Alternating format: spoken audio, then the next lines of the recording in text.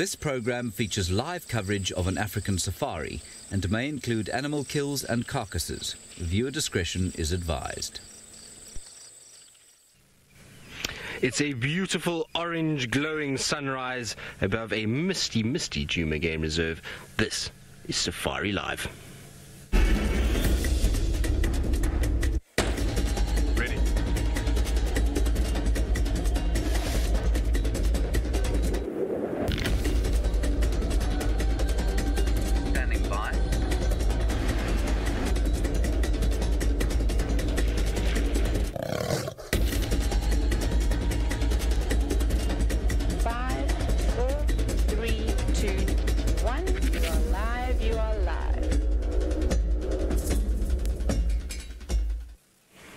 Good morning and welcome to the largest safari vehicle in the world. It is a wonderful misty morning. The sun is just rising over and it's this beautiful color that is being thrown over the eastern side of the reserve.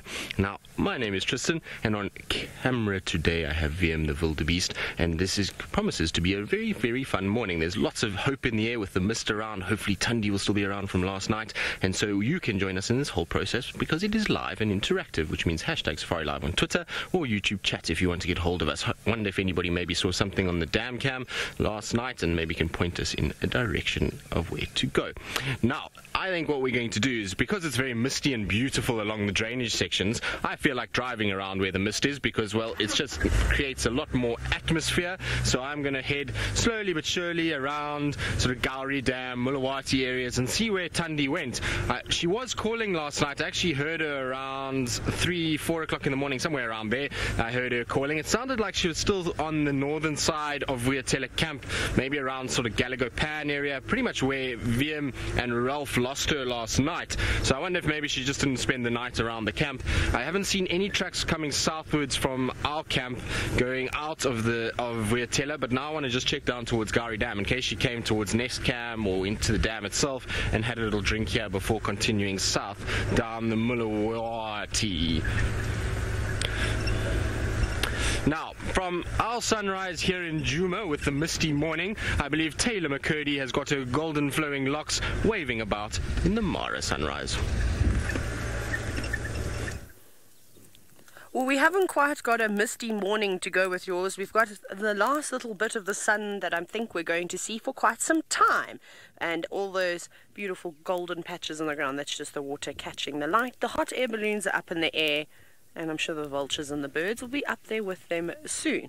But it's a lovely day. Good morning, everybody. My name is Taylor, and on camera with me today is Fergus, and we're going to be bumbling about and looking for all sorts of incredible things. However, we have a fuel crisis, so our aim is to get down towards Serena, and hopefully they're going to have some fuel for us. But what a beautiful way to start the morning. Now, I think we're actually, well, we're awake. No, we're just going to go down this way, as you can see. Come on, brakes. This is not a good place to not work. Can you imagine? Woo! Freewheeling down, right.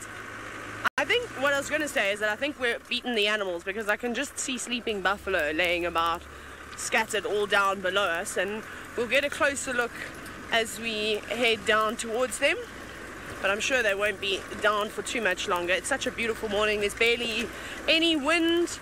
And it's going to be a nice, cool, pleasant day. It's not going to. I don't think it's going to be too hot. Maybe this afternoon, but I think it's going to be really, really nice. That's one thing that I really love about the Mara is that you don't have to, well, in my opinion, you don't have to pack on the layers first thing in the morning. I like to go out with as little. No, that's gonna. I'm not even gonna. I'm not going to finish that sentence because that's not what I mean. I like to go out with as little layers on as possible, and that was almost very awkward, hey? Awkward for all of us, says Ferg. So it's nice just to go with says Ferg says he only sleeps with gloves on. Oh no, right. So nice jersey. And pretty much a scarf and you're good to go. It's just those evenings that get a bit cold when that wind starts to blow. It's absolutely miserable. Otherwise the weather is, fairly temperate out here. Not too bad. Djuma's weather is a lot more extreme. It's so hot and then it's freezing cold Although I know a lot of you laugh at us and call us sissies because we don't know what the real cold is. But we're going to keep heading down the escarpment road and to the south. Perhaps we'll have a look around the river. Maybe we'll even find that leopard again. Tristan, like he said, is bumbling about in the misty weather. Are we going to be able to see him through that thick fog?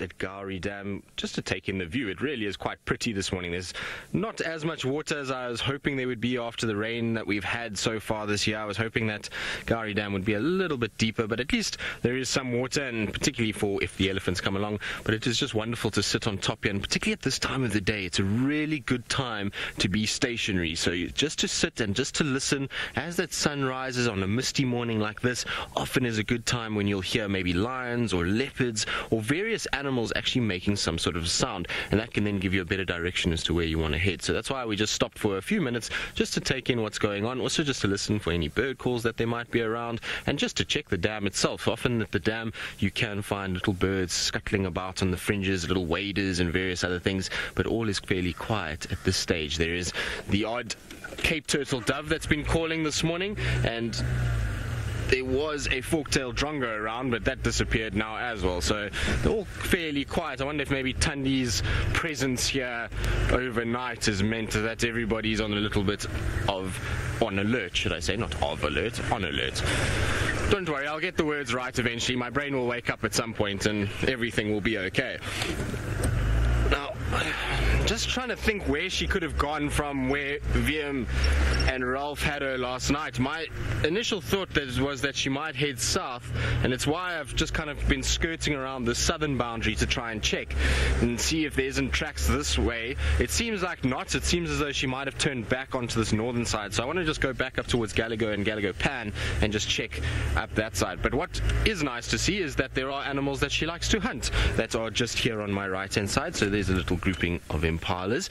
What is immediately noticeable about this grouping of impalas is that these are females, and you can see while she is a little bit swollen, and there most definitely is a sign that she is pregnant, she's still very far from giving birth. And normally we start to see these little lambs in November, and now we're really at the end of October, and a lot of these impalas look as though they are going to still be taking quite some time, and will probably only be giving birth around late December, January is what I think might happen. So it's going to be a really different situation to what we used to. Normally in times when gone by, and especially when we had a lot of rain, we used to see that the impalas would give birth really early in the sort of summer period. So we used to see them already around the early part of November, whereas looking at these females now, I would imagine that our lambing season is going to be slightly later and more into sort of December, January than in November, December, like it has been in years gone by. It's not to say that that's a bad thing, it's just that there's probably still this kind of recovery process from the drought where there's not as many nutrients around, and therefore these impalas are struggling to find the amount of nutrients for that fetal development, and so maybe the rut has just started a little bit later, and therefore we're having lambs a little bit later. There is this notion that female impalas hold on to their young. Obviously we know that that is not true at all. They do not hold on to their young ones. They will not keep their young inside them and wait for greener pastures to arrive. It just doesn't work like that. If any of the ladies out there who have been pregnant will know that when it's time, it's time. There's no ways that they can hold on to it. And also on top of that, they would not want a situation where they have to keep this baby inside them. They get targeted heavily at this time of the year by the predators. And so you'll find that they try and get that baby out as quick as possible so that they can then defend themselves, as well as be able to take that baby around and keep it safe outside of the womb. So it's a fallacy that they hold on to these little ones. And also, if you, at the end of the day, if you look now, there is green grass already. So even if these little ones were born, they would be able to feed off this green grass. Right, now I'm going to just move further northwards, like I said earlier, and check Gallagher Pan, make sure there is any sign of Tundi, and see if there's any tracks. And while I do that, I believe Brent Leo Smith is up and running, and he would love to say good morning to all of you.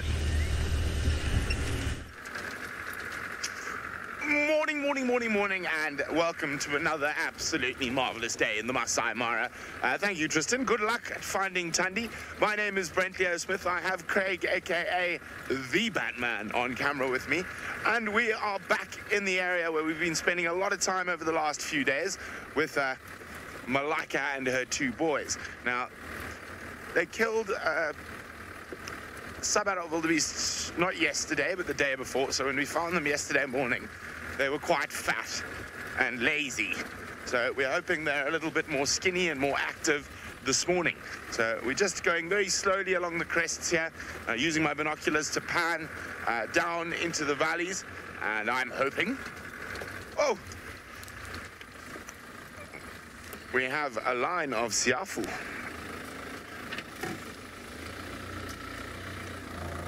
How's that, Craig? There we go. Now, siafu. A very sinister sounding name, but they are very sinister little creatures. And even though they might not look like much, an old form of traditional torture was to tie a person down in the line of safari ants. Now, you can see the bigger soldiers there. You can actually use their heads as sutures. So you get them to bite into an open wound and then clip off their head, and it works as a stitch till you can do something properly with it. But their bite is incredibly painful. Now, unlike a lot of ant species, they don't really have a home. They are wanderers. And it's called safari ants, and safari, of course, means journey. And they're always on a mission. And when they do go through an area, they can absolutely wipe out all the insect and even rodent life. Now, there are quite a few different species. This is one of the smaller species of safari ants. And but their bite is incredibly painful. Now, we had an invasion in camp not so long ago, and certain individuals, namely Fergus Clark, got bitten in very inappropriate places while he was sleeping by said ants. I think Rebecca's tent has been completely invaded by them before, and Steph, when Blake and Yana were here, they had to move out of their tent the one night and into the mess tent because the siafu completely took over. Fortunately, they've moved on, so that's what they do. They are journeying ants, and they'll actually carry their eggs and with them as they move through an area. Now, the reason they move is, of course, because they do absolutely wipe out all forms of life in an area where they've been for a while. So the reason they move is to find more food.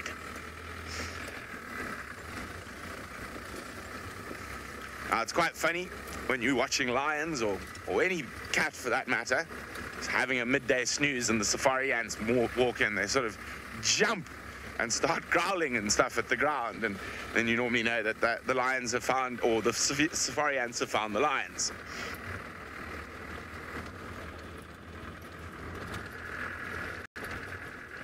Okay, so there's my binoculars. There they are. So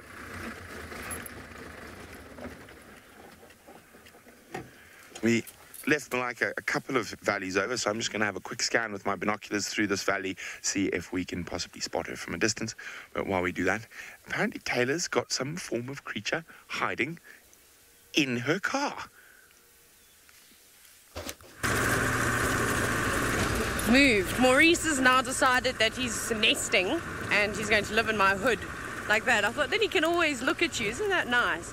And when he gives you too much, well, when he gets a bit arrogant, because we know Maurice has a tendency, he's very big ego, we just cover it, and I try and figure out how to cover him with my hair. Gone. Well, not really. I suppose you can still see. Anyways, we'll just let him sit there for a little bit, have a little look at Ferg, and maybe trumpet at him. Now, we are obviously still driving, clearly. So I'm Captain Obvious today. So we have those. But we're going to just stick on the main road. I got quite excited. I thought the Djuma Pride was going to be around. I think it was just some vehicles just checking their usual spots again on their lugger that they like to say they're far too quickly. Normally there's lots of cars heading in that way. So that's okay. So we'll stick on the main road. We'll quickly have a scan around for the Sausage Tree Pride. I don't know, they were MIA yesterday. They were apparently about, but I couldn't find them. So we'll head along the river road, maybe just check a couple of spots. Who knows, maybe we see Scar, maybe we see some lionesses down that way. I would love to go searching for the leopard, but my only problem is that if we run out of fuel down there, that is going to be scary. Hang on. Off you go. Off you go. Keep driving. Almost was run off the road there, but it's okay. We'll be fine. Luckily, we're not going particularly quickly. I'm just trying to wait for the dust to settle so that I can see.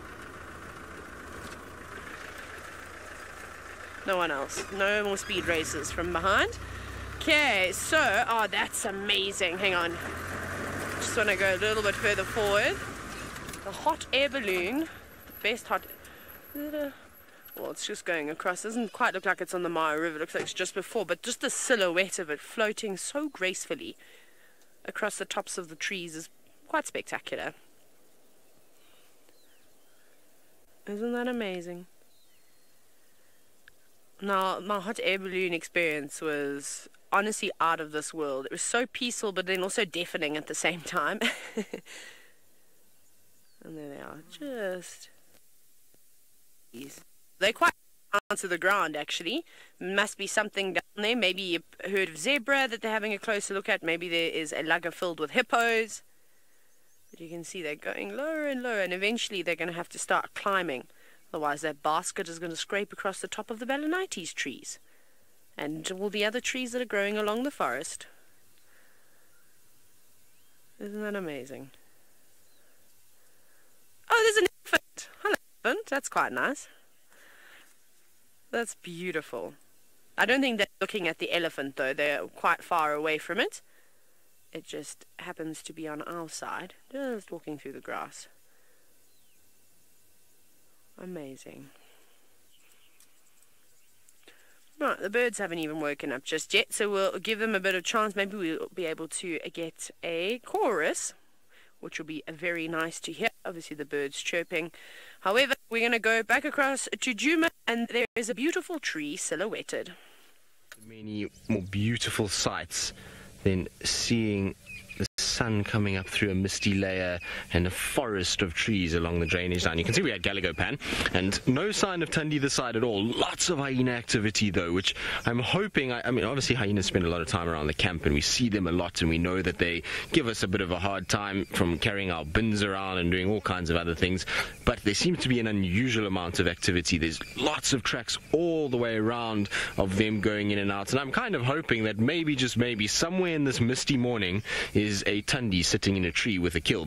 Now, I hope that's the case, because it will just be absolutely spectacular if we can find a leopard in a tree in mist like this. It'll just be one of those kind of dream sightings, those bucket list sightings, if you want to call it. That, when you see a leopard in a tree, and I've always wanted to see one when it's been misty around it and the sun is rising behind it. So hopefully we will get some luck and find them somewhere here.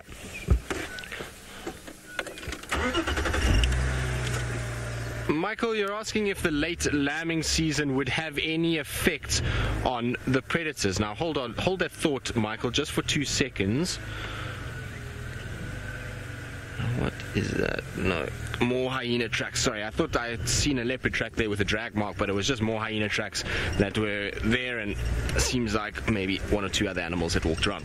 But Michael, I don't think so, no. These predators survive when it's not the lambing season just fine, and 90% of our predators are able to cope fairly well. What it might affect is maybe younger individuals that are, you know, were struggling a little bit, and where they would have learnt a lot from trying to hunt these lambs, and they would have got a bit of a technique going. But at the moment here in this particular section, the predators that we've got are all pretty self-sufficient. I mean, Tumba has made kills already. Hosana, we know, is absolutely fine. We know that Shadow, Tundi, they're all experienced females, and so they don't really have to worry. Neither does Mvula, Tingana, all of those. So no, not really. I don't think it's too much of a stress. At the end of the day, it's not like the Impala lambs are not going to come. They will come eventually, and these predators will thrive when they do come. It's not going to kind of set them back, and that's the nice thing about being a predator, is that they just make it sort of take advantage of what they've got in front of them. And it's actually an interesting kind of topic, because at the moment we've seen the Nkuhuma pride change their behavior slightly in the last few weeks. Now, we know that there's very few buffalo around at the moment, so not much of that to be able to hunt, but yet the Nkuhuma pride is growing. It's getting bigger, it's getting stronger. The youngsters that we saw last year, or the cubs that we saw last year, are now becoming big lions that need to eat a lot. And so a impala here and impala there is really not going to satisfy the Nkuhuma pride, and they almost seem as though they've now decided that giraffe is now on the menu, because they've had 3 giraffe in the last 10 days, and so it's almost as though they've kind of worked out that even though there's not buffalo, there's still large animals that they can consume, which will help them with their kind of quest to feed feed the little ones and feed everybody else. Now, hang on a second, what tracks are these? There was tracks that were walking on the road. It's this little harder section here, so I might just go back to those tracks quickly just to double check. It's between all the hyenas that have been walking here and Tundi's smaller footprint, it might be a little bit... These look like Tundi's tracks. Yes, there we go. So it looks like... I just want to double check. Vildy, are these leopard tracks? They look like it, eh? Yeah. Now, sorry, just put the car in the wrong gear there. That's why we couldn't get around. But if you have a look just on the road next to me coming this way, or actually going away from me, there is the tracks that we are looking at, and they look very leopard-like. The only thing that looks slightly off about them is that they're slightly angled, but those back two tracks not as clear as the front two, which look a lot more leopard-like over there. So I think these are Tundi's tracks. I just want to double-check a little bit further ahead of me where the substrate is not quite as loose and the edges haven't caved in as much, and maybe we can just double-check and make 100% sure. Although, like I say, the way that the feet are angling just seems wrong to me, and seems... Yes, they are actually leopard tracks now that I can see them from the other side. Right, now I'm going to try and find where she went. Looks like she was heading straight up towards Gallagher's shortcut. Anything there? No. So I think she might have actually cut off the road back there and gone into this thicket on my right-hand side, which is not great news for us because it's really dense, it's thick, it's not easy to see much inside there, and even if we do find tracks going in there, to track inside there is not very easy at all. But we have a secret weapon today, and that's Herbie's helping us out this morning. He's on tracking team, so he's out and about, and he's ready if we find tracks to go and try and see if he can find them for us if they go off the road. So we have a little weapon in our arsenal. Should we have a little issue with these tracks and can't find them, then we're going to call in the services of Herbie. And I know a lot of you are probably wondering how Herbie's been. Herbie is doing very well. He's been up to date with all his training and has gotten a few new qualifications and has been quite active in helping out around camp, and so really looking forward to getting back into bushwalks properly so that we can get Herbie out and about and so that you can all see his smiley face once again, because who doesn't like Herbie's smile?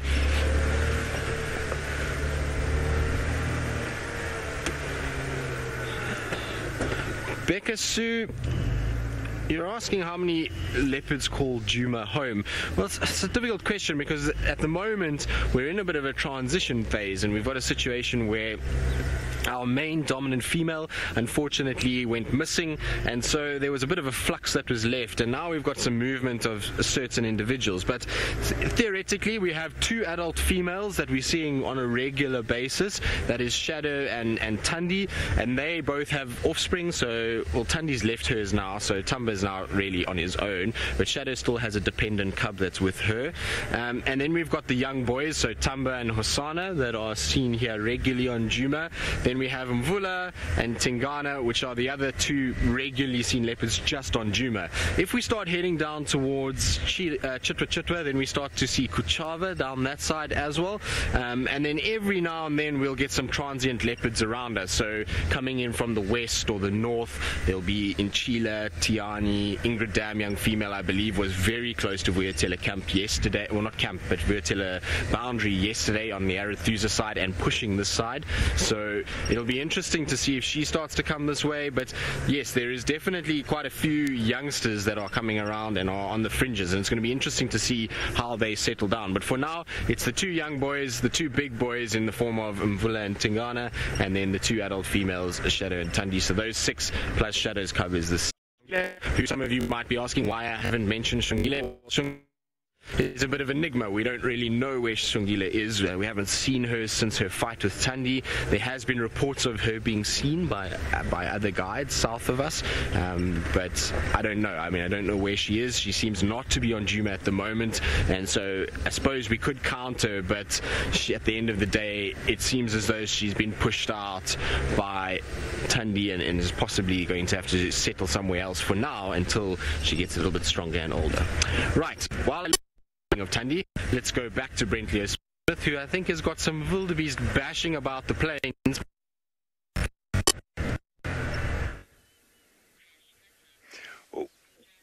sorry about that. There are gremlins. We've just found a zebra that's got a broken ankle by the looks of things.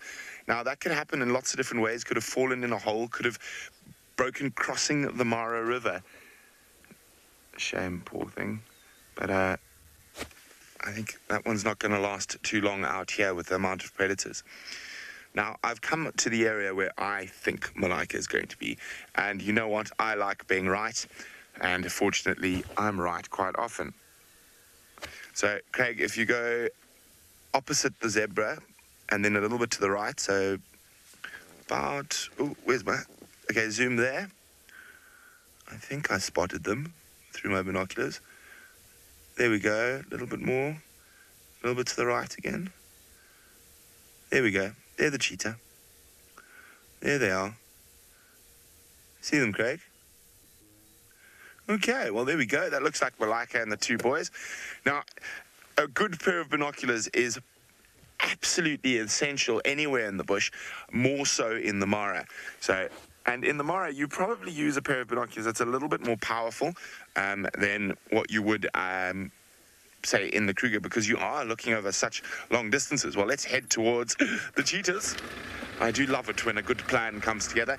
So, because they ate that wildebeest, and they ate that wildebeest just over here 2 days ago, they were really fat, so I didn't think they've moved too far.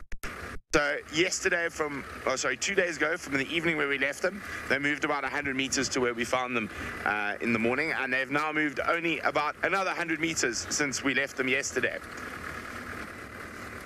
And I'm quite chuffed. Our plan across the side of the river was Malaika and the boys, and we've managed to find them every single day we've been out here.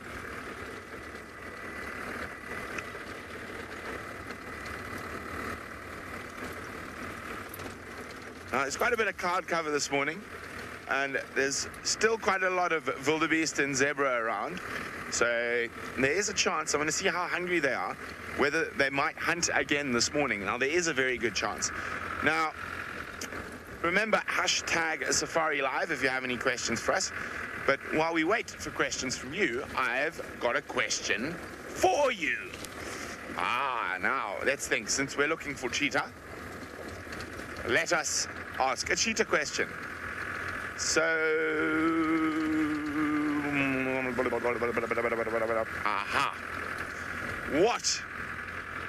where in the world outside of Africa are there wild, indigenous, occurring cheetah? Where in the world outside of Africa are there wild, indigenous, occurring cheetah? Hashtag safariLIVE. Don't cheat and use Google. Let me know if you know the answer.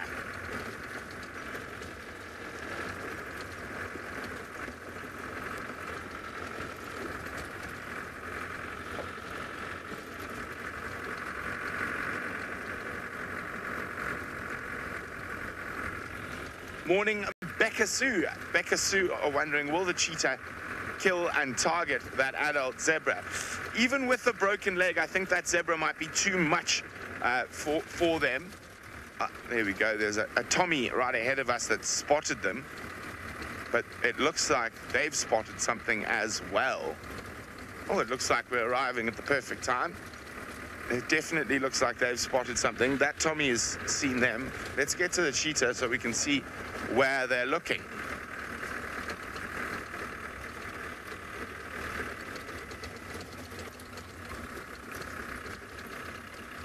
Oh, there is a herd of topi. There might be a baby topi in there. Oh, there's a Tommy closer. I think that Tommy is too wise for you lot. It's the little boys who are showing interest. Yeah, Tommy's off already. That little female Tommy saw them. She's put some distance between herself and the cheetah. I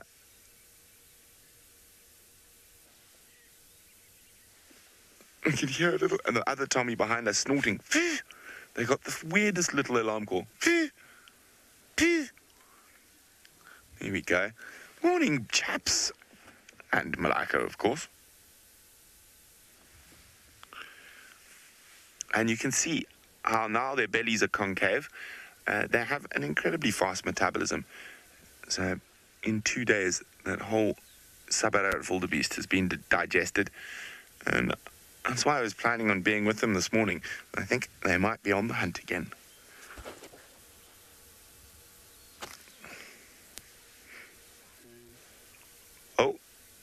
Oh, we're off. The boys are off. And Mom, hold on. Becca, we might want to prep an action broadcast.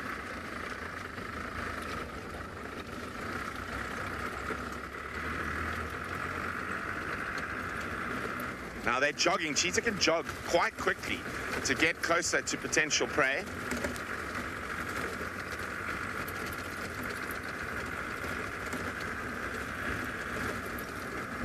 Yeah, we just want to try and get ahead of where they are, so I don't think they're going to succeed, but they're going to try anyway, the little boys.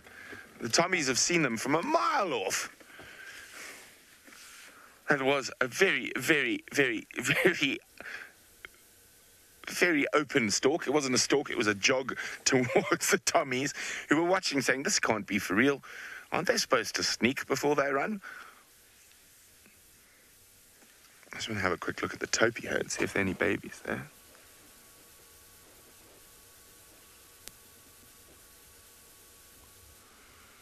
Now, it is very interesting, the different animals in the Mara, even in different parts of the Mara, seem to drop their babies at a slightly different time. So where there was just almost every single Thompson's gazelle had a baby. Whereas in this area, we don't seem to see many babies at the moment. But the females are very pregnant. Now, and that same goes for the Topi. We've seen herds of Topi with 7 or 8 or 9 babies with, and now it looks like we've got a herd here that doesn't have one yet, but the females do look a little bit pregnant. Actually, quite a lot pregnant. You do also get big bachelor groups of Topi, and I'm trying to have a look. It's a bit far for us to tell exactly now, but I think there are some females there. There is a sub-adult Topi, last year's baby. Now, they might go for that. That is sort of within their realm. But Topi are very, very fast. So we'll have to wait and see. But they're definitely hungry and on the move. Well, while we sit here with Malika and her gorgeous sons, let's go across to Jamie, who is, I think, in the area of the Mosiara Marsh. Good morning. I haven't reached the Mosiara Marsh, but I'll explain that in a little bit. My name is Jamie, and this morning Jahawi is on camera with me once again, and we are returning from our 3-day adventure around Talek and the Talek region, and we're making our way back towards home. Now home, hold on, home is behind that ridge. So that is the ridge, that's the ridge that gives the Ridge Pride its name, and on the other side of that is home on top of the escarpment, and on the other, well, between the ridge and home is the Mosiara Marsh. So we haven't quite got there yet, we still have to brave double crossing. When I went through it 3 days ago, the water was over the hood of the car. I don't think it's going to be that bad though. I think it's going to have gone down considerably because there hasn't been a huge amount of rain, but there has been a little bit upstream. So I'm not sure what we're about to face, but I'm excited to face it. And of course the Ridge Pride, Armani's daughters, the Bilashaka boys, all on that side of the reserve. So that's where we're going to be heading for this morning. Spend a bit of time with them, and then we'll begin our journey home from Mosiara Gate. And that takes us through the village of Mara Rianta, which is a lovely little place. The road is less lovely, but that's just one of those things when it rains this much.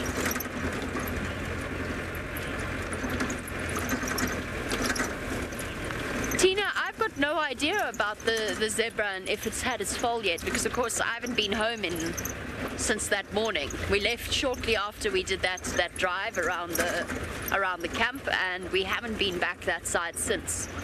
So I don't know whether any of our regular joggers, Rebecca, have seen any tiny baby zebras wandering around. But if they have, it would be nice to know. No, Rebecca says no, she has not, which means probably that baby hasn't been born.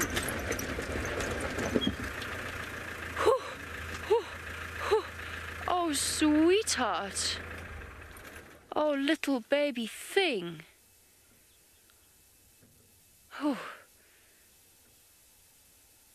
Good thing I had my eye on the road because it looks like a rock. It really looks like a rock from the opposite direction. All I could see was its bottom. Where's your mummy, little one? You are so tiny. What a terrible place for you to be. Tiny, tiny, tiny little baby Tommy. Oh, sweetheart, I'm sorry we must have given you such a fright. Baby Tommies do, they lie down. But this is a terrible place for you to be. I struggled to see you and I wasn't going fast. People fly down this road. Oh, look at it. And that is the natural instinct, is to stay when there's a threat, to stay completely still. It is capable of running, but it won't unless it absolutely has to. Where is your mum? You are very far away. I wonder how far away Mum will go. Oh, bye-bye. Oh, oh, skip, hop. Yes, show me how very strong you are. Yes, that's better, little one. Off you go. Now go lie down over there. That is a far more sensible place, you adorable little creature. I would hate for you to be flattened on this road. Look at it. See, it's more than capable of moving. Albeit a bit erratically. Bounce, bounce, bounce. Show the predator how healthy you are. Called stotting. Don't bother to hunt me because I'm able to outrun you. I'm strong, I'm fit. Look at my long legs. Now I'm going to do a high march. Okay, sweetheart. Whew. That is a really, really silly place for you to try and camouflage yourself. So it's absolutely fine, as you can see. It was just, that was where it decided to rest, which is not the most sensible place. It's now hopping, skipping and jumping off. It'll go and lie down elsewhere and then Mom will come and call it. All right, lovely little antelope, we've been discussing babies a lot this morning. Let's go across to Taylor to see whether or not there's any babies in the herd of impala she's found. They were being so cute. They were so funny. They didn't want to get their feet wet, so they were leaping over little puddles on the road. They were actually jumping over that you can see there. But they've all run across to go and get the green grass. There are plenty of little babies. I don't know why I said it like that. Babies. What is wrong with me?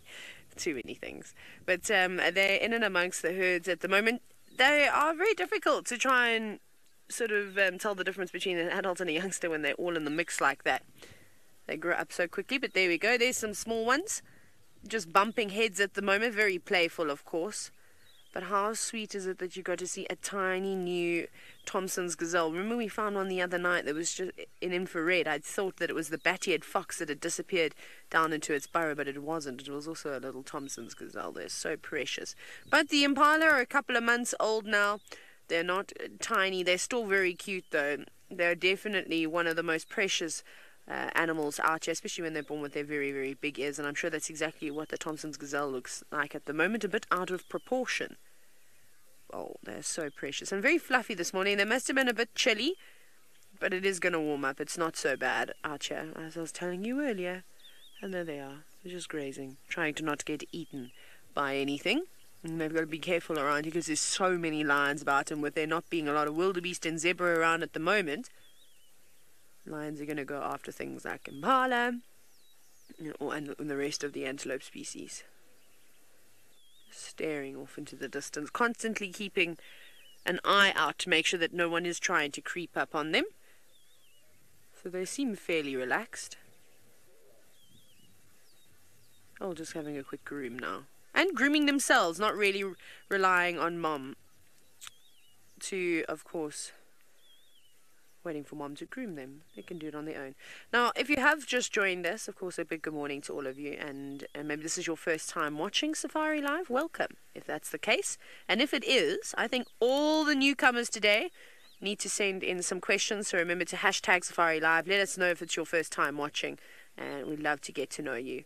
You can also talk to us on the YouTube chat. That's also a possibility. If you are watching via YouTube, you can do that. Isn't that lovely?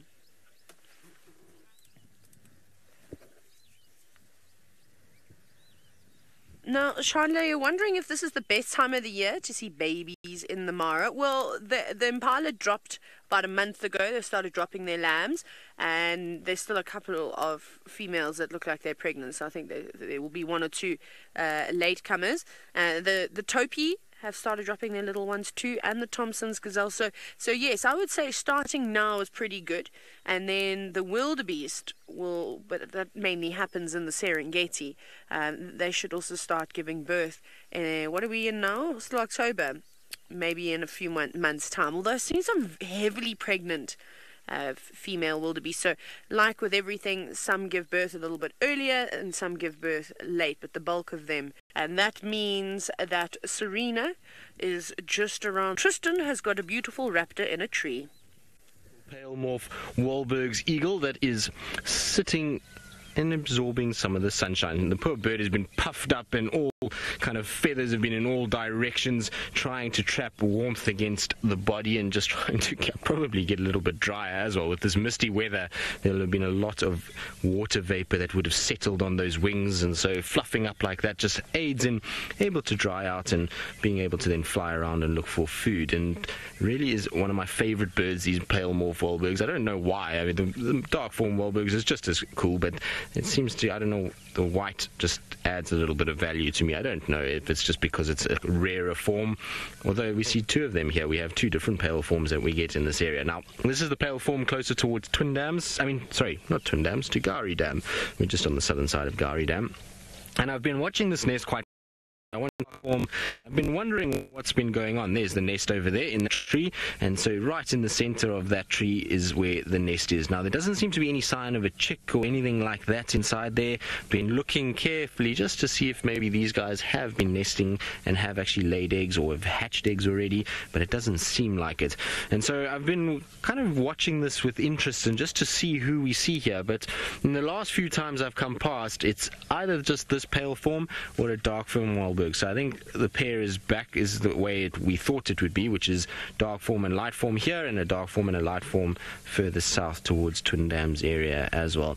And Ralph had that incredible sighting yesterday of this pale form Wahlberg, well, not this particular one, but another pale form Wahlberg's eagle hunting a baby scrub hare. It was really quite something to see. It was a very, very cool sighting, and it certainly looked epic to watch, and VM did a fantastic job to film them.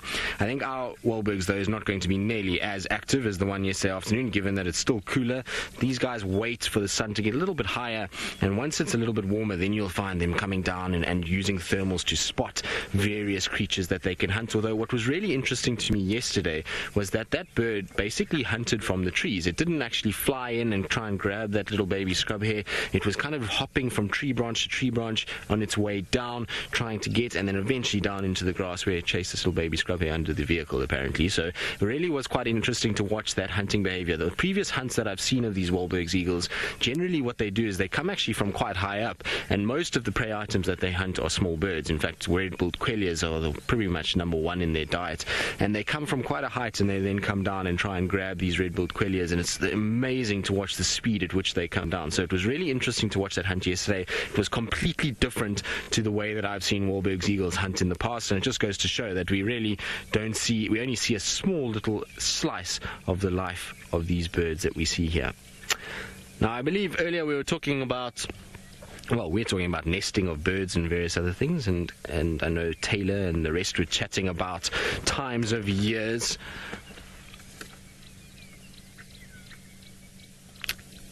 So Ginger, you want to check on the weavers of Chitwa Dam. Well, we might end up in that way. We'll see how the road takes us. Of course, Chitwa Dam is always a few in the afternoons than what it is during the day. If you have a situation where The sun comes from the eastern side at Chitwa. The side that we can access is right into the sun, and it becomes very glary and very difficult, whereas in the afternoon the sun comes from behind us and filming at Chitwa becomes a lot easier. But we will, if there's not much else happening around, then we will certainly head in that direction, Ginger, and try and go and follow up on the weavers and see if any more nests have been added or if any have been torn down, and see what is going on. Yesterday actually I was really interested in the weaver situation, because just as we finished our segment on the weavers, I was watching the males, and it was almost like the males were trying to destroy each other's nests. So they were flying up and grabbing onto the nest of a different male, and they were actually pulling at it and trying to almost break it apart. It was really quite something to see. Now I'm going to carry on going southwards towards Twin Dams and potentially on towards Chitwa, so we can go and discuss our weavers in depth a little bit more. But while I do that, let's go back to Brentley Smith, who, I must be honest, I'm a little bit jealous, is spending some time with some of the fastest spotted cats of Africa.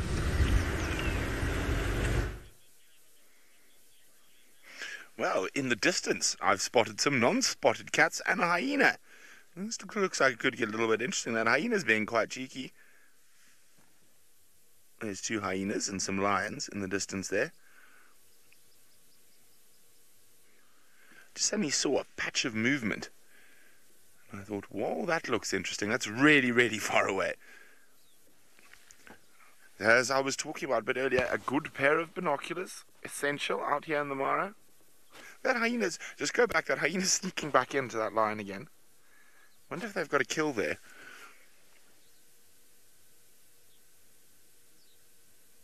It looks like a young male. I wonder if it's those 4 young males we saw a couple of days ago.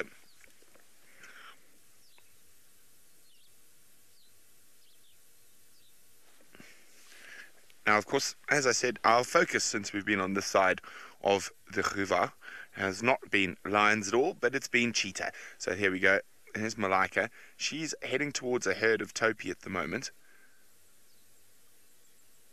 Now, the topi have seen them, but you never know. There might be a little bit of weakness or whatnot, but she looks like she's locking in on something else to the right of the topi. We do have some wildebeest in the distance. There are some Tommies between the wildebeest and her as well, but still quite far away. Oh, here come the lapwings. Noisy, noisy, noisy, noisy, noisy, noisy.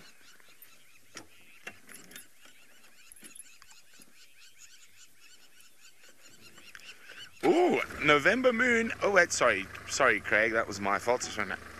November moon and Daniel say India is the other place that has naturally occurring cheetah. Now, they used to. They are extinct in India, but there still is one country that has naturally occurring wild cheetah outside of Africa. So I'm going to let you guys think about it a little bit more. If you guys missed it, that was the question to you. What country outside of Africa has naturally occurring cheetah? Hashtag safariLIVE if you know the answer. So Daniel, who's 14 years old, and November moon, India used to have natural occurring cheetah. They went extinct, depending on where you read, but apparently the last one was seen in about 1960. I thought they went extinct even earlier than that. There might have been just one that managed to survive, but it is not the country that has naturally occurring cheetah. Now, we're going to behave like a cheetah. And what happens if you're a cheetah and you see a good termite mound? Well, of course, you must climb it. And that looks like a good termite mound to me. So since we're on a cheetah day, or a cheetah couple of days, we're going to behave like a cheetah. Whoop-ah, there we go. Now we have a nice commanding view of all around us. Oh, there they go, the boys. They're going to have a little play, chase each other around a bit. Here we go. There goes Mom, stretching those legs. Now, this is just playing. They're not actually chasing after anything just yet.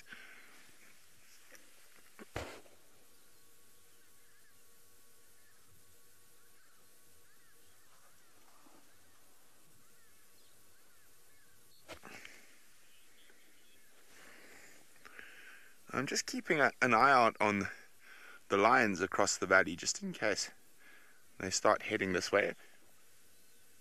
Oh, there we go. They've spotted some some tommies off to the right.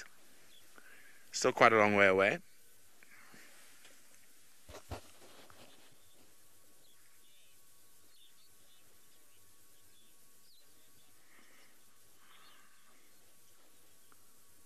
Now, James is wondering which of Malika's boys seems to be the more dominant one. James, it's quite difficult to tell at the moment. I would definitely need to spend a little bit more time with them. But at the moment, they seem to be on par. For now, of course, that it will change. Okay, we need to move again. And luckily for Malika and the boys, I think those lions definitely have a kill somewhere on the other side of the valley, because there's about, as I looked closer with binoculars, about 15 hyenas around. So now this is very important, as the cheetah are moving towards potential prey into them. We also don't want to disturb the potential prey. Now, I don't think these tommies, there's quite a few of them. As I say that, I think they've just spotted the cheetah. Now, of course, what I've noticed with cheetah in the Mara, what they often... What has he seen? What has he seen? What has he seen? There's Tommy straight in front of us, but... Oh, there's a Stenbok as well.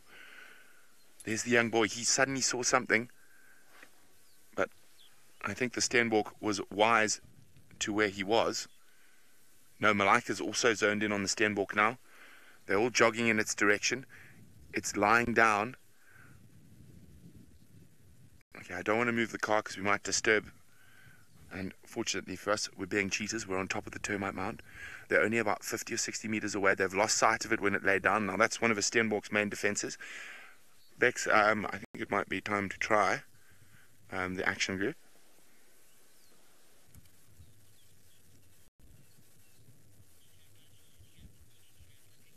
Okay, they are getting very, very close to that little Stenbokie now. And we did see them on the first day we were with them successfully catch a little Stenbok. Okay, I think they're getting within striking range now. And you can see the tommies are running away from them, but they have lasered in on the Stenbok.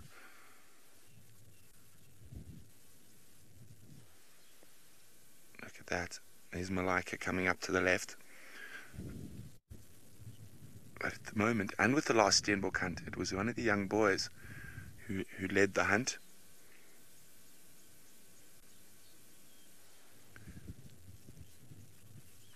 There, Malika's taking the lead. There she goes. Oh, Stenbokie's gone way too quickly.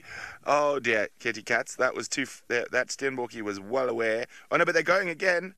The young boys are going to try, but I think that's there. You can see it flashing away in the distance. Oh dear, boys. Unlucky.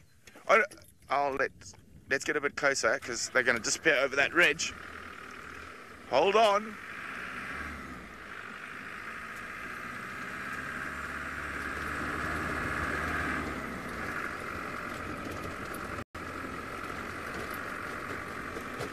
Now that's the joy about being out here live with us. We literally have no idea what's going to happen from second to second. Luckily for that Stenbok, it was up before the early bird this morning, so it didn't become the worm.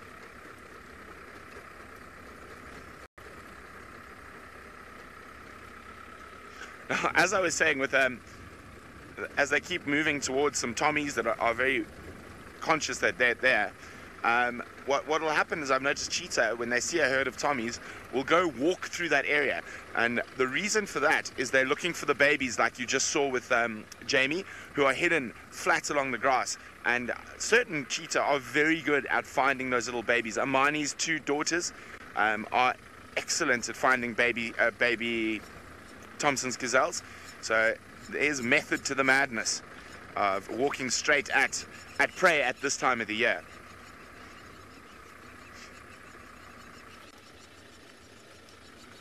Let's have a quick look around. Let's just catch up with Malika. She's up ahead. Now, as I say, I'm always parallel to them, not behind them. Just in case something does happen, we want to be in the right spot.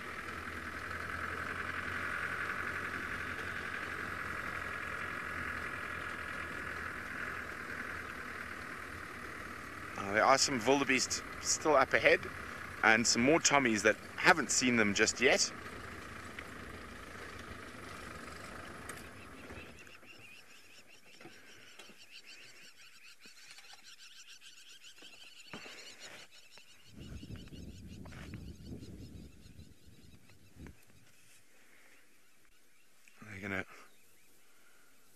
She's seen a male tommy by the looks of things.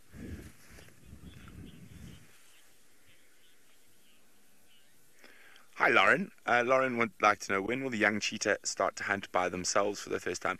Well, Lauren, they're already partaking in hunts at the moment. And we have actually seen one of the boys lead a hunt for a Steenbok a couple of days ago. But they've probably still got a few more months with Mom before they have to strike off and become their own young men. But they are still quite capable of catching and killing smaller things. I'm sure they've caught scrubhare, Steenbok. They actually did the killing of that other Steenbok. So they're already hunting at the moment. But of course, under Mom's watchful eye and tuition.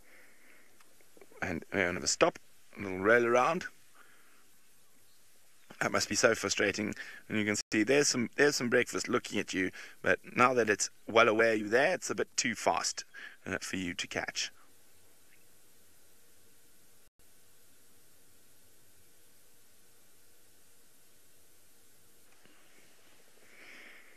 Okay, off they go again.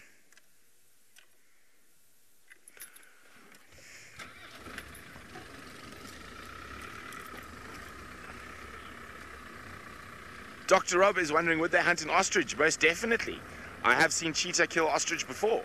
This is quite an exciting hunt because ostrich are really, really fast as well. Hang on, let me just scoot ahead on the road.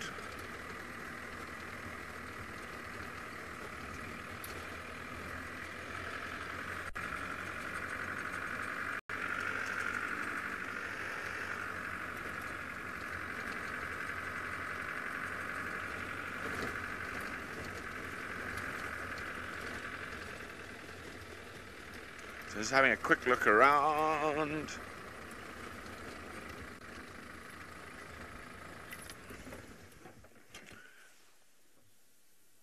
As I said, there's quite a lot of tommies still coming up and wildebeest.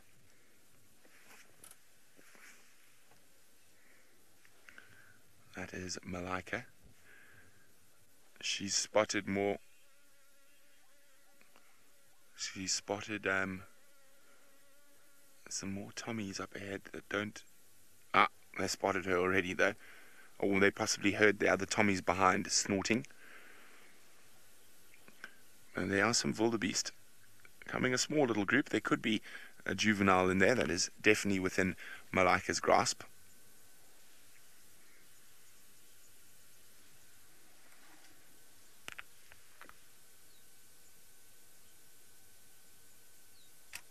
There's the wildebeest.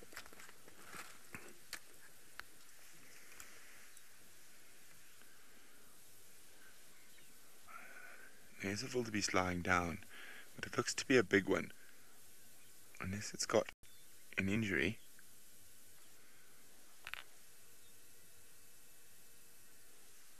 I think it might be a little bit too big for her.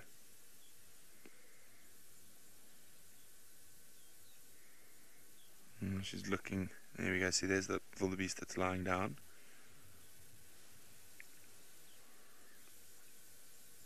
And he's getting up now. Does it look like he's injured? Difficult to say till he moves, but it looks like he spotted the cheetah.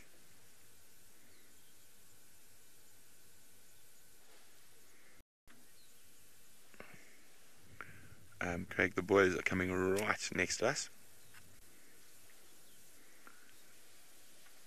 Hello, Trouble 1 and Trouble 2.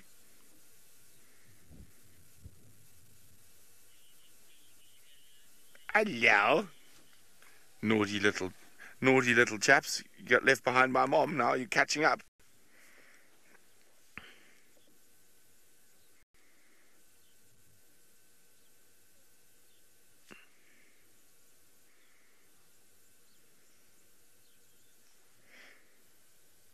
Mom, we're hungry. Malika's in a very typical cheetah pose, scanning the plains. Just so elegant.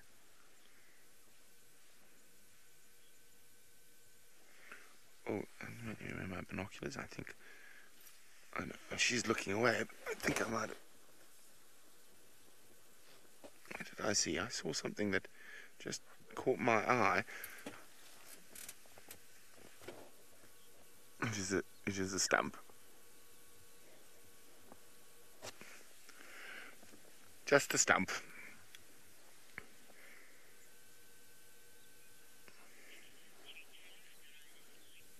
Quickly across the tailor.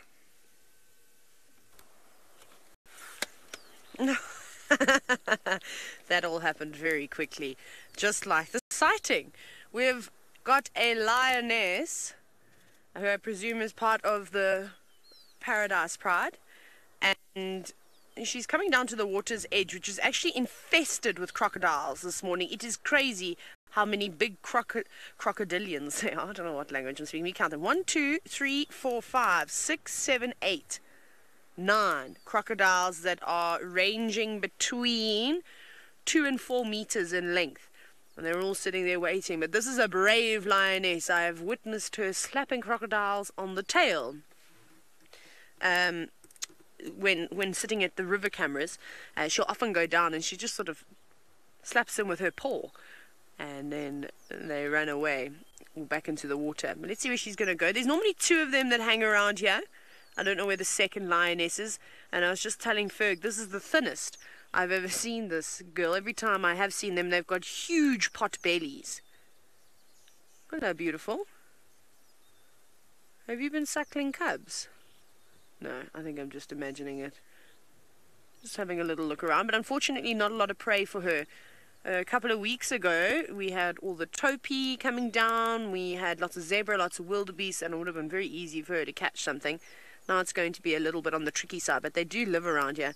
Oh, she's got no hair to the tip of her tail. Very cool. This is, I think, maybe one of the clearer views I had. It actually does look like she's suckling cubs. I can see suckle marks from here, which I never noticed before. I've never seen any of the lionesses around here with cubs. It's always, like I said, just the 2 of them. She's coming down. This is her favorite spot. She always walks here. This is normally where the crocodile slapping occurs, is in this spot. But I think I'd be a bit cautious because that crocodile on the bottom of your screen, well, there's 2 there, but the one closest to where we are is big. That's not small. Probably about a 3.5 meter crocodile. Could quite easily snatch her up. No problem. But she should be cautious around the water. We had that amazing sighting with Karula, Hosana, and Shongile, where Karula was teaching her youngsters about the dangers of crocodiles. And look how that crocodile has turned and is now staring towards her. It almost looks like it's raised itself out the water. Be careful.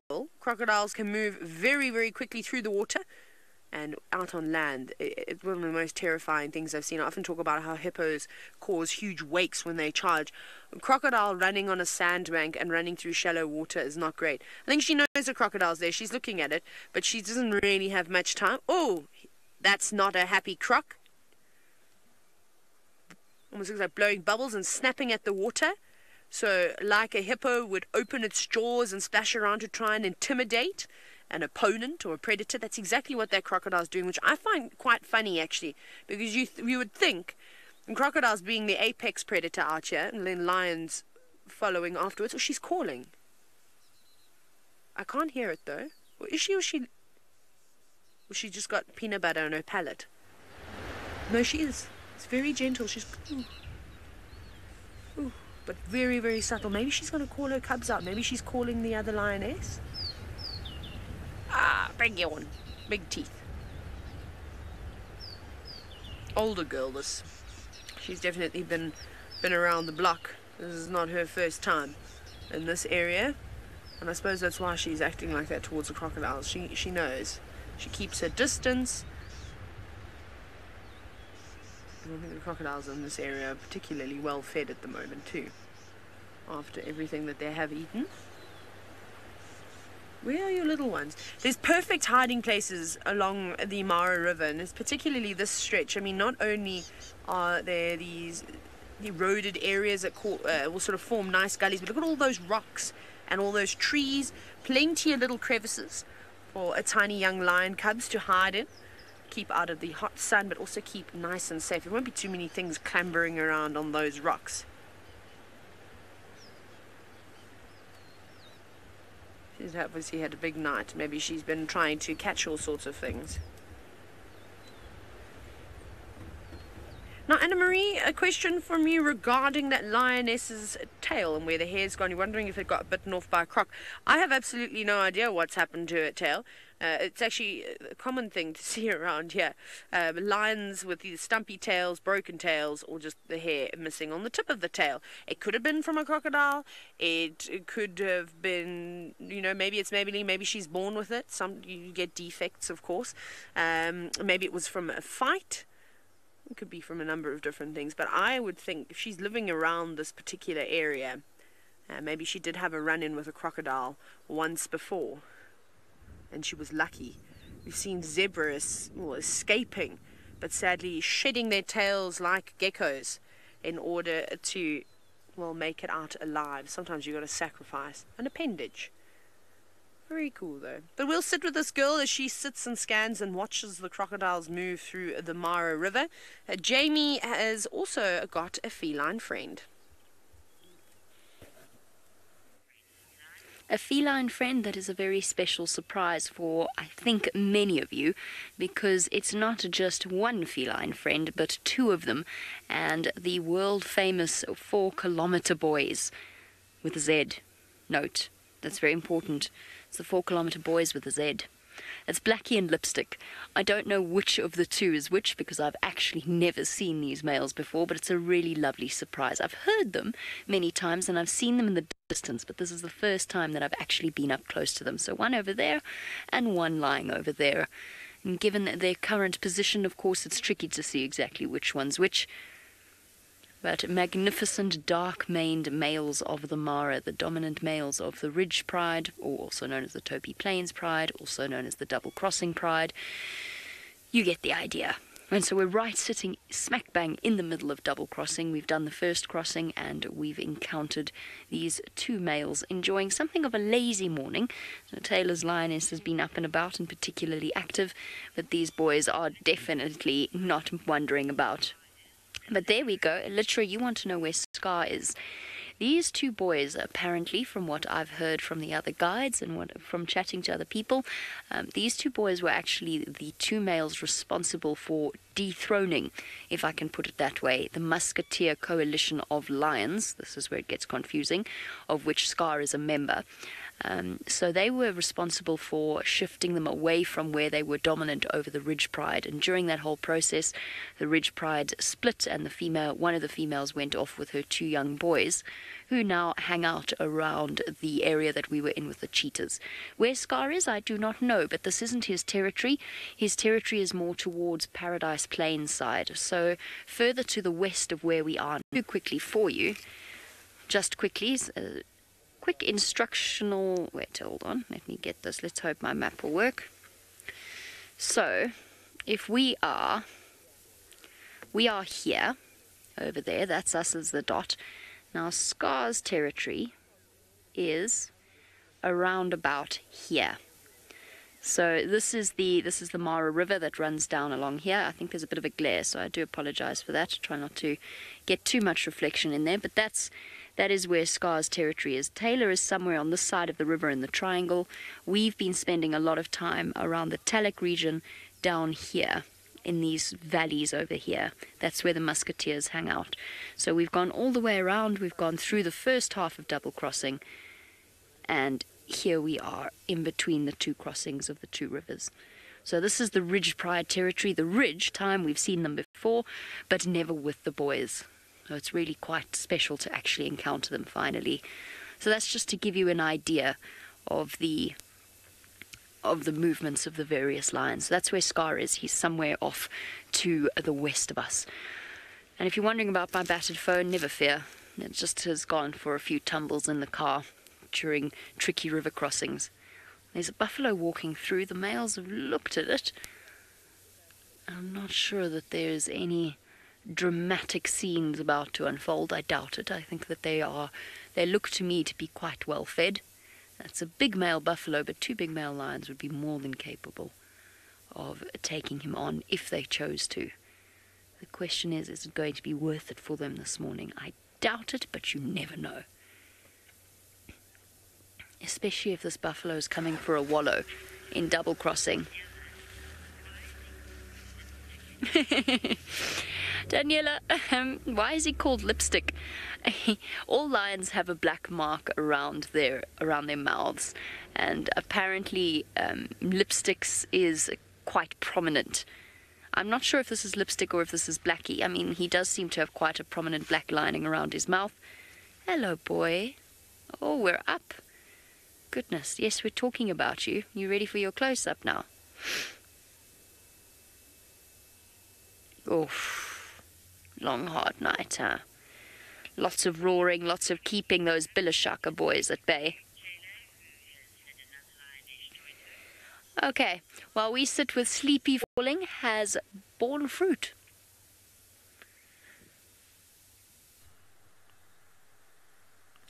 Well, the second one actually joined. Can you believe it? Very briefly, though. Came out, I presume, from the rocks. Maybe they were just resting up. They're definitely looking for something to eat. And I've been scanning around trying to find, things that they'd maybe be interested in going for. And along the tree line, I think I'm starting to see little patches of white. So I don't know if I did see some topee, if there's maybe some Thompson's gazelle between them. There's something white. You see, there's a topee. Are those topee or those impala? Those are impala. It's so far away. Right on the other side of the river. Probably about, my goodness, 400 meters away. Very difficult. So there's some prey up there. So there's the impala. There is also the topee. And I'm pretty sure there's a couple of Thompson's gazelle. Now, that's not going to be a great meal, but any meal is better than none. Out here, even if it is a snack just to keep you going. Nothing wrong with that. And the other girl who looked much leaner than our crocodile lioness, she doesn't seem as sort of interested in the prey behind her. Now, my only concern is that if they do go hunting around here, it's not going to be great for us because we're stuck on the side of the river, and unfortunately there are a few obstructions in the form of rocks and trees, but we will try our absolute best to keep an eye out on them. Might be worth popping past here this afternoon again. Who knows? It'll be quite exciting. Where are you going? They always go in there. Often, we'll talk about the river cameras that are around here. They love to sit in there, and sometimes you get a bit better angle with them, but not always. Even though that bush, it's not actually too thick out here. It's just I think those trees are placed in the wrong spot for us. Now they've gone. Trying to think. We're pretty limited to where we can move. Oh, we can have a look at some birds. There's some canaries that have just hopped down onto the ground. What's quite nice is when you just sit still. They're just flown off now. When you do sit out here for long enough, it's quite pretty. All the birds come around you. There they are. You see them. They stand out like a sore thumb in that grass. Look how lovely they are. Yellow-fronted canaries.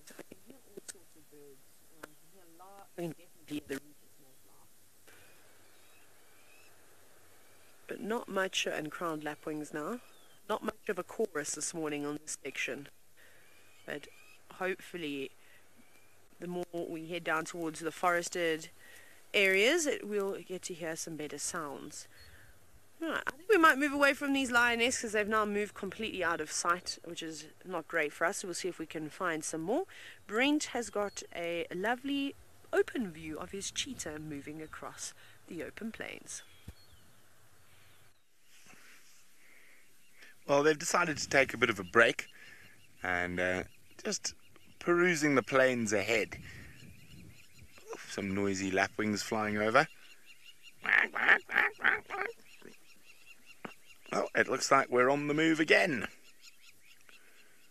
Now, we did see a wildebeest that looked like it had an injury or a broken leg up ahead, but unfortunately the cheetah didn't see it, and the wildebeest hopped over the ridge, and they're heading in the opposite direction of that three-legged wildebeest. Of course, you've got to remember that sitting in a vehicle, we are much higher than the cheetah, so we do get better views quite often. Oh, well done, Ginger. Well done indeed. You are 100% correct. The country that has naturally occurring wild cheetah outside of Africa is Iran. And very few of them, and they live in the desert there. So incredibly, well, especially adapted almost to those desert conditions. Now, it is a hard life for those desert cheetah to run. Not so hard for our lady Malika and her two young sprogs.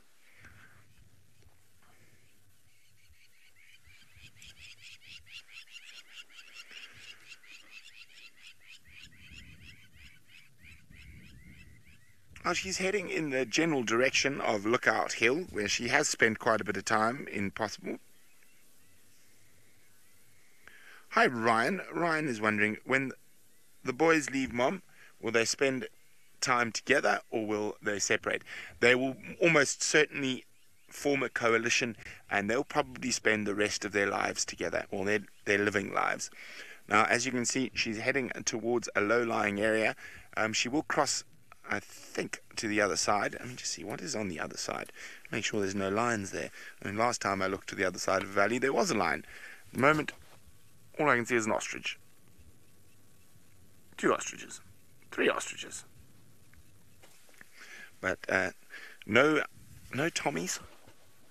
Now, of course, as she gets down to the base of this lugger, there's always a chance she might disturb some boha reedbuck that are often in these low-lying areas.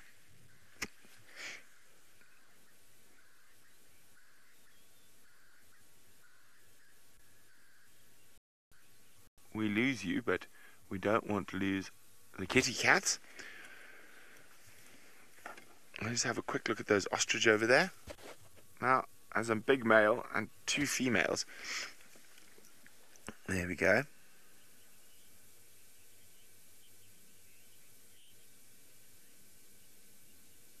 Oh, okay. We're going to keep up with Malika and the boys. While we do that, let's send you back to the northern sector of the Maasai National Reserve with Jamie. So in the northern section of the Masai Mara, we just went to go and investigate where the other vehicles had perched themselves to see what they were looking at, but they were looking at a hippopotamus. We're going to go and have a look back at Blackie and Lipstick, and then I think we'll probably move on and see if we can find the Ridge Pride somewhere around here. I really wanted to see how big their cubs have got, because it's been weeks since we first saw those little tiny little bundles wandering after Mum. It was such a sweet sighting. Hold on, here we go.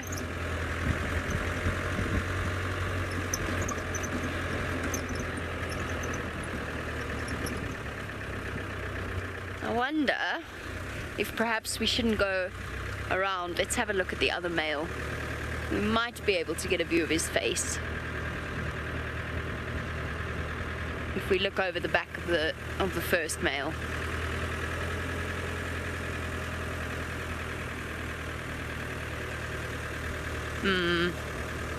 Maybe not. This might not have been my brightest idea. No, this wasn't my brightest idea. Oh, no, hold on. I think we can manage it. As long as the ground doesn't cave below us. Hello, boy. Here we go. There's male number 2. I'm just going to put my handbrake up in case we go flying down into a double crossing. It should be highly unpleasant.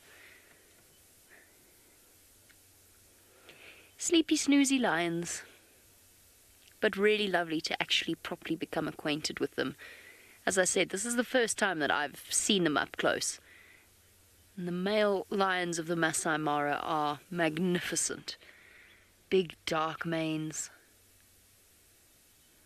They really are spectacular to behold. And Bex, just to check, because my comms have been breaking up, do I still have comms down here? There we go. Okay, cool. Cool, there we go. I've got to practice because, of course, over the sound of the engine, I can't hear Rebecca. So I turn the volume up, and then as soon as I stop, obviously she blasts through my earpiece, and all of you can hear exactly what she's saying to me. Rebecca being the capable director, so I apologize for that.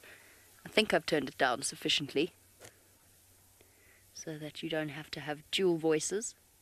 Not that Rebecca's voice isn't lovely.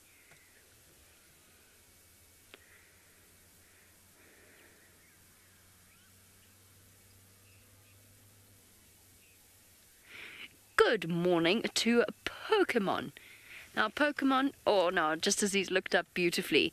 Hold on 1 second and then I will answer Pokemon's question because he just looked at us so nicely. Lovely opportunity for screenshots. Okay, there we go. All right, now he's got his back to us. Pokemon, who is a new viewer. Welcome, Pokemon. Which Pokemon, or is it all Pokemon?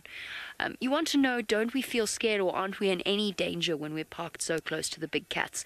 Now, a lot of our new viewers are worried about that. It's no. Essentially, no is the answer. Yes, they're wild animals, and yes, we treat them as such, which means they can be unpredictable. But they have been raised from very small with safari vehicles moving around them. They don't see us as food. There's no part of their natural instinct that has evolved to go, oh, people, lunchbox, moving lunchbox. We can still hear Rebecca.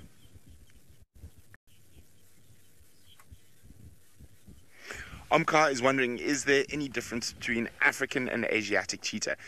Not really. There obviously will be a slight difference, but they'll be able to interbreed and stuff, so they are the same species. They come from the same original stock. So almost no difference. As far as I understand it, the Asiatic cheetah are a bit smaller, but that's probably more to do with the desert conditions that they live in, well, the only surviving ones. There we go. I've spotted Malika now. So, and a little bit more to the left. There's a termite mound. There we go. Zoom there. There she is. So she did pop down after the unsuccessful hunt. Her two boys are heading back towards her at the moment.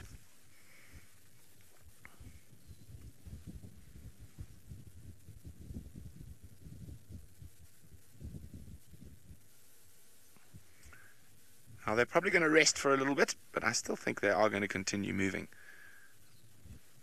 And Craig and I will be here, waiting for them to do so.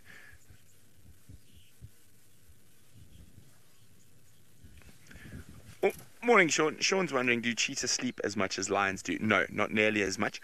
And they'll be more active during the day, whereas lions will be very, very much asleep during the day.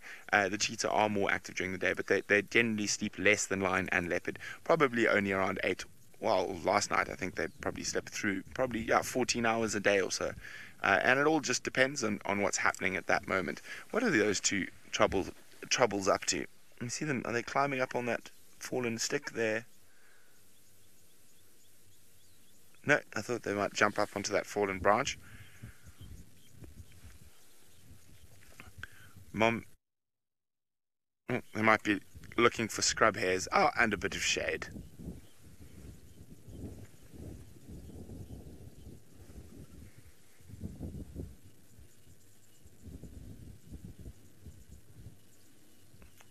Well, we're going to try to get a little bit closer, and I'm not going to sure if our... okay, apparently we are sticking with us. We're not going to move then, just in case. We're in a bit of a bad area for signal and comms. A very good question from Lara Moore is that, are the cheetahs in Iran a very good thing in terms of genetic diversity? Yes, but as with all cheetahs, you could take a skin graft from a cheetah in the Mara and it would work on the cheetahs in Iran. They have such little genetic diversity between the whole total population of cheetah. So yes, it is good, but it's not. There isn't that much genetic diversity with them. So cheetah reached a genetic bottleneck about 10,000 years ago, where scientists say there were less than 100 cheetah left in the whole world, and they've come back from then. And a lot of cheetah success has actually been due to man removing other predators like lions and hyenas, and that has helped them to a degree to come back. Cheetah are one of those, because they're probably my favorite big cat. I do love a leopard, but cheetahs. I love all the cats, but I think cheetahs might be my favorite of the big cats. There's some zebra in the background. And so they, as I said, they reached that genetic bottleneck about 10,000 years ago, and more than likely cheetah are going to be a failed branch of the evolutionary tree. Eventually it's just going to die, that branch of the big cats. And a lot of that has not to do with pressure from man and stuff. They've just become so over specialized, and that they are forgoing all strength and for that speed, and any little injury they lose a lot of cubs to other predators. They can't really defend themselves. So like saber-toothed cats became extinct with the advent of social cats like lions, you'll probably find a cheetah, not in our lifetime, but maybe in a few lifetimes, will also be one of those failed branches like saber-toothed cats and running hyenas and giant hyenas and all sorts of other creatures that used to live on these African plains.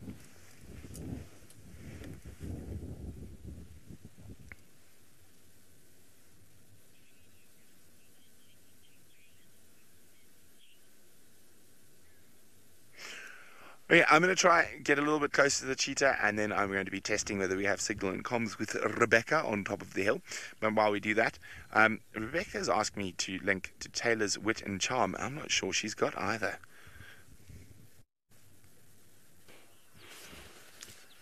It's rude, Brent. Rude. So funny. Yes, I was just going to entertain you with stories, but I don't need to, because the animals have now joined the sighting. They've actually come running in. They've saved me today. The zebra heard about Taylor and wit and charm and thought, oh no, we better save this girl. So they've come charging in. There's not too many of them, just a small herd of zebra all around here. I suspect they're going to head towards the Mara River for their daily drink. They look a little bit antsy, don't they? Careful, guys, because there's plenty crocs down there at the moment who would maybe like to snap you up, especially that small zebra foal. Well, it's not tiny, probably about a year old now, all coming together. Maybe they're going to have a dust bath or a fight. It seems as though one is being a little bit cheeky in the middle and maybe heading to places it shouldn't be heading, or sticking its nose where it shouldn't be sticking its nose. That one didn't seem to like it very much, some of the youngsters. Zebra are really amazing to watch. If you ever go on safari and you have time and you haven't got your checklist out chasing all the big cat sightings, I highly recommend just watching a herd of zebra for ages. They're really great, and just because of the social dynamics. They're very social creatures. Obviously, they're constantly reassuring one another, strengthening the bonds from grooming to playing. The playing part is my absolute favorite, and they are such playful creatures too. Here you go. Getting a little bit excited. They've just got a very determined way about them this morning. One just gave a big yawn, like me today. Hasn't quite woken up just yet. Ears pricked forward. Looks like a young stallion. I don't think that this is... if this is the big stallion of the herd, I don't think he's very experienced. I've seen much larger boys out here. He's probably only a couple of years old, maybe 4 or 5 years old. But he's still got quite a bit of growing to do. His neck is nowhere near as thick as sort of some of the top dogs out here. Again, his hindquarters and shoulders are definitely lacking. You'll get there eventually, but he's taking up and doing exactly what a stallion that is in charge of a herd would do, leading the way to the river, making sure his herd is safely behind him. I think he's just an eager beaver. That must be another young zebra stallion there. His nose on the ground. What are you smelling?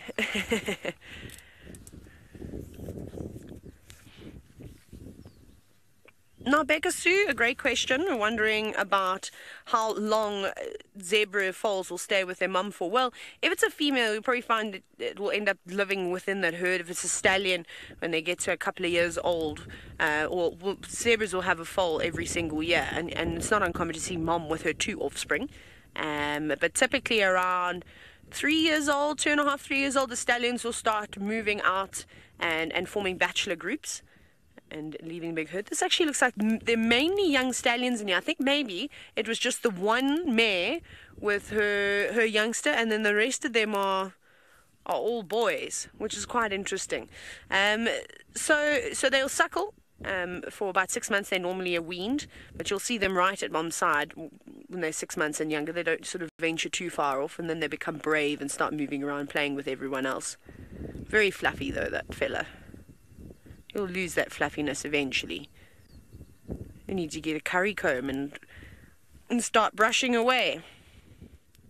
That actually looks like a real winter coat. If any of you have had horses that have slept out, and maybe they're not rugged because they don't need to be rugged, but that's always what they look like, trying to get rid of that horrible winter coat that comes through. And of course they need it to stay nice and warm.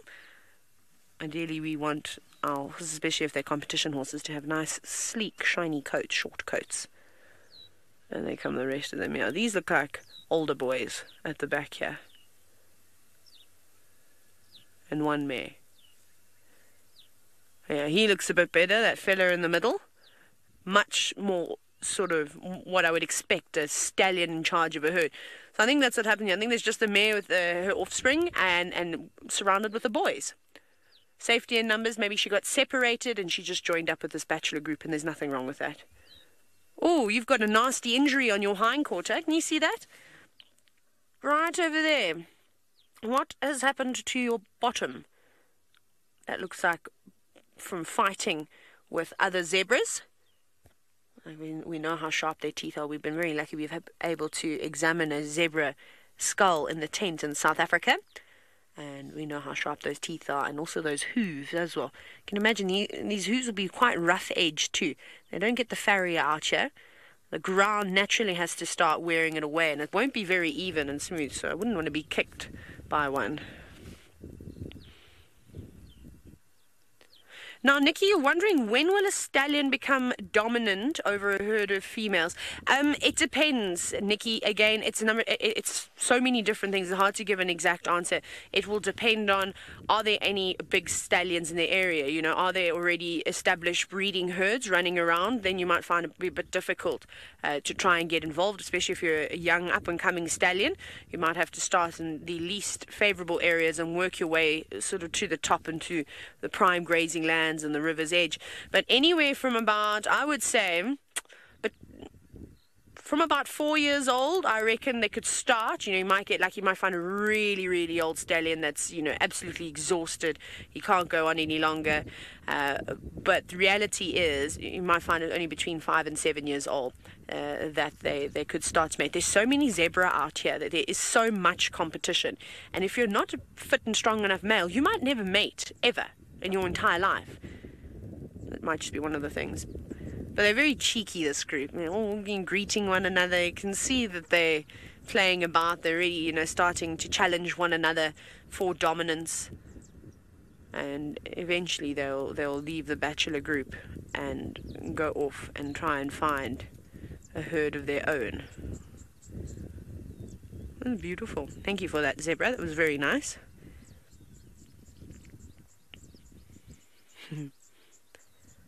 Very interested. Yeah, you've been fighting quite a bit. Wonderful. Let me reposition because they're going to disappear out of frame now. What on earth have I pressed? Windscreen wipers. Sounds like a car's going to take off or explode. One of the two. Now, what was that question from Melissa? And it was, do the females stay in their herd? They can, but there's also, like what we've seen here, I reckon that there's been some separation within the herd, and now gone off. Whether she will find her herd again, but typically they will. Maybe if a group gets too big, will break away, they'll form smaller groups. So it really just depends. Out here, you know, when they migrate, they're not really sort of established groups like we normally see zebra. They're all just moving, looking for grass, sticking together. They actually are running towards this. Let's go down here. Let's see if there's, I think there is a road going down to this section. Maybe those lions will move down. The lions disappeared out of frame. They were on the rocks. We couldn't quite see them. But I'm starting to see sort of animals congregating along the banks of the Mara. So we'll try and head down there. Like I said, they might not cross. They could just be going down for a drink of water. They normally drink early in the morning, later in the afternoon, any time of the day actually. And again, they don't have to go all the way down. There's lots of puddles on the sides of the roads. That would be perfect water troughs for a zebra. Hello, Topi. And off we go. Okay, we're almost there. We're on the river's edge. Come on, boys, hop, hop, hop. So I want to just check to see if I haven't missed maybe that lion moving.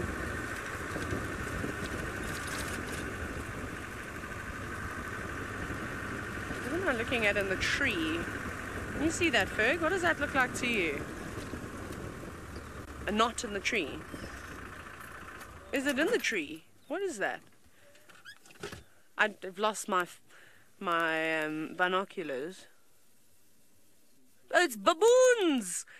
Lots of baboons sitting in the tree. I was hoping it was going to be lucky and there was going to be a leopard up there with a kill, but it is not. That's okay. The baboons haven't quite started their day out. I reckon they're probably roosting there now. They're grooming themselves, trying to warm up in the little sun that's out before they start their day, and foraging and looking for all sorts of things to eat. Oh, that's quite nice, though. Do you know that I don't even know what sound the baboons make here? I've not heard an olive baboon alarm. Absolutely nothing. I would assume they would bark like the chukma baboons, but I have yet to hear them. So that's a sound I need to add to the list to hear if they make exactly the sound. Cool. Let's go to the river. Let's quickly investigate and see what's going on. Can't see our lions just yet. They're a little bit further around the bend though. But they can move quickly. There's a variety of animals up here, so it could be quite nice. No wildebeest though, just Topi, zebra, odd Thompson's gazelle, baboons of course. You can never lose when you come down to the Mara River. There's always something, from a bird to a crocodile to a hippopotamus. You know, if you're lucky enough, you see water monitors. Go through here. Still just scanning down to the left. I see some cars moving around. Maybe there's some more lions laying about. The grass is pretty long where those cars are, so if there is anything in the grass, we're not going to see it, unfortunately. Just quickly check. Hi, zebra. Morning, morning. Oh, this must have been a sleeping spot because there's loads of them.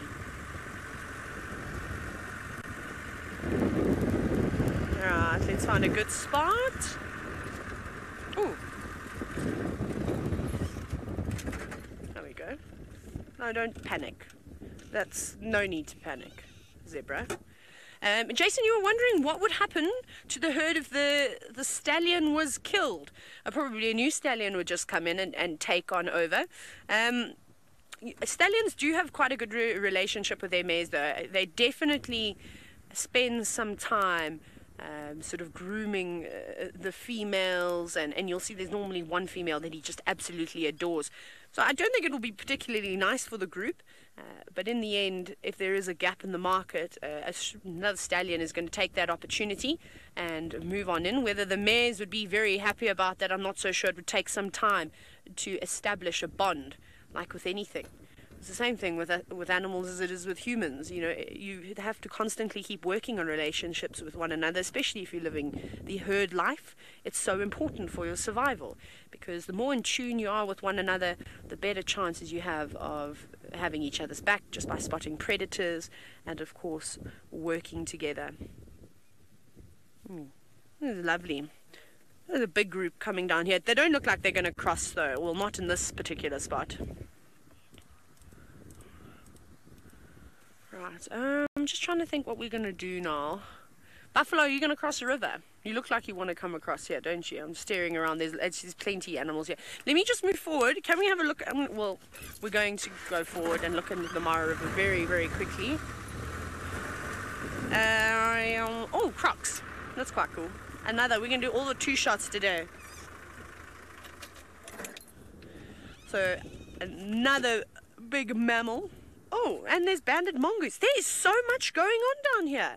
I'm just looking at the little heads that keep they keep popping up just down in there. You might have seen some stripes running past. I think that most of them have gone. Did they climb up?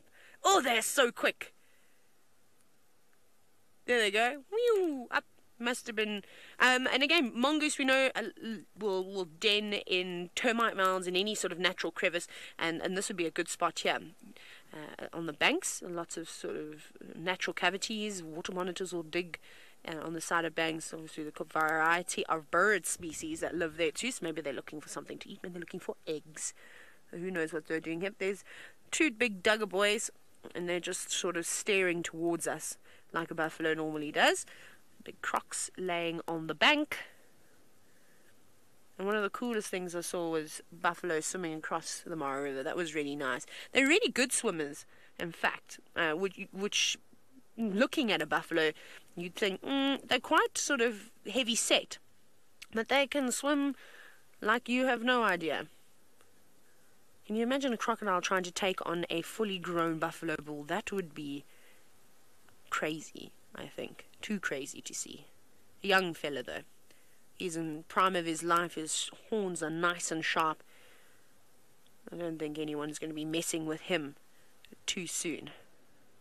As he chews and chews and chews and chews and chews.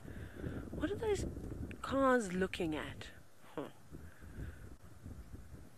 I'm trying to figure out what those vehicles looking at. There's a beautiful African fish eagle also just coming up. The wind's starting to pick up now. The wind is now ruffling the fishy eagle's feathers. Very cool. But we'll have a quick look around here and I want to figure out what all the vehicles are staring at. I don't see a crossing forming just yet. However, Jamie is moving towards some large herds of animals. Lots of herds of animals. We've got, oh, hold on, a little scrap between wildebeest over there. Lots of zebra, lots of topi, lots of wildebeest. And sometimes wildebeest can be exceptionally entertaining to sit and watch. They certainly were when they first arrived. These are the loiter herds, so these are probably going to, as far as I know, are probably going to stay here. They're not heading back towards Tanzania. But they are so entertaining to watch the males when all of them gather together as a group. Because the one male is busy going, meh, meh, meh, trying to keep his females together. Then he sees a male running towards him, so he dashes off wildly in that direction and immediately clashes horns with the intruder, only to turn around and find that his entire group of females has been stolen by another male, so he frantically dashes off in the opposite direction. It's highly entertaining, and the sound effects are truly hilarious. They've calmed down a lot, though. Of course, most of the females will be pregnant. Oh, we've got 2, sorry, Jahawi, on that side, off to the right of this gardenia. There's 2 of them having, well, I don't know if I would call it a clash so much as a horn-rubbing competition. And they're slamming their faces into the ground, gathering up mud and dirt, and also, of course, scent marking at the same time, because they do have glands there. Here we go. This is all posturing. No actual impact. Bending down on their, what is actually technically their wrists. Bounce, bounce, bounce, bounce. Come at me. But don't, though. I promise you I'm bigger, but let's not test it. Look how big and threatening I am. See? See what I can do? See how I can hop? Oh, I'm going to have a rest now, tired. Fair enough. Looked like hard work, really. Now I'm going to lie down and roll around a bit. You can see there was nothing serious in their approach to that whole, I don't know what you'd call it, interaction, I suppose. I'm going to have some breakfast, I'm going to lie down, And the zebra's going to be completely disinterested. Oh, wait. Did you say something? Did you say something to me? You want to say that to my face? Say it again. And I'm distracted.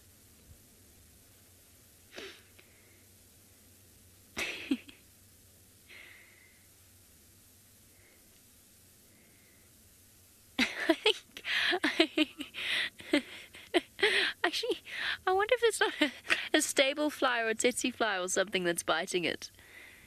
Definitely something discomforting. Oh, now it's breakfast time.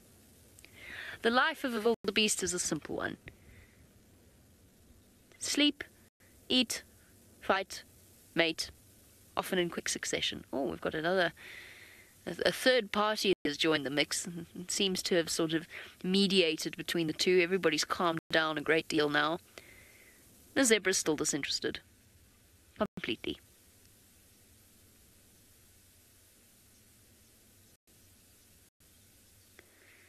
Oh, coming back in. What you gonna do? Gonna do some more hopping and skipping. It's very intimidating, you know.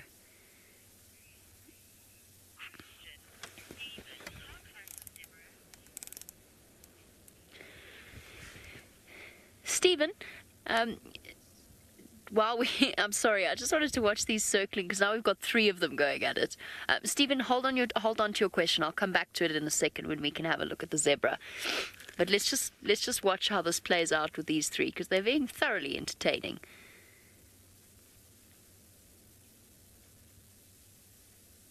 All right, they've calmed down. So Stephen's question is actually on the zebra rather than the wildebeest.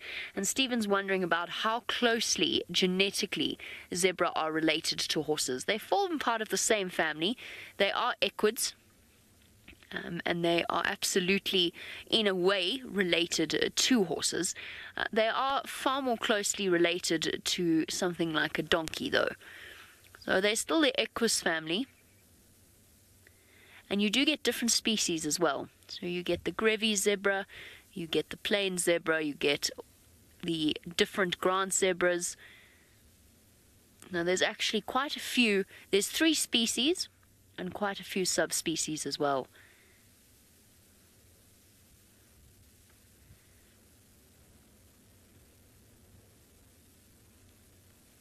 But yes, they are related.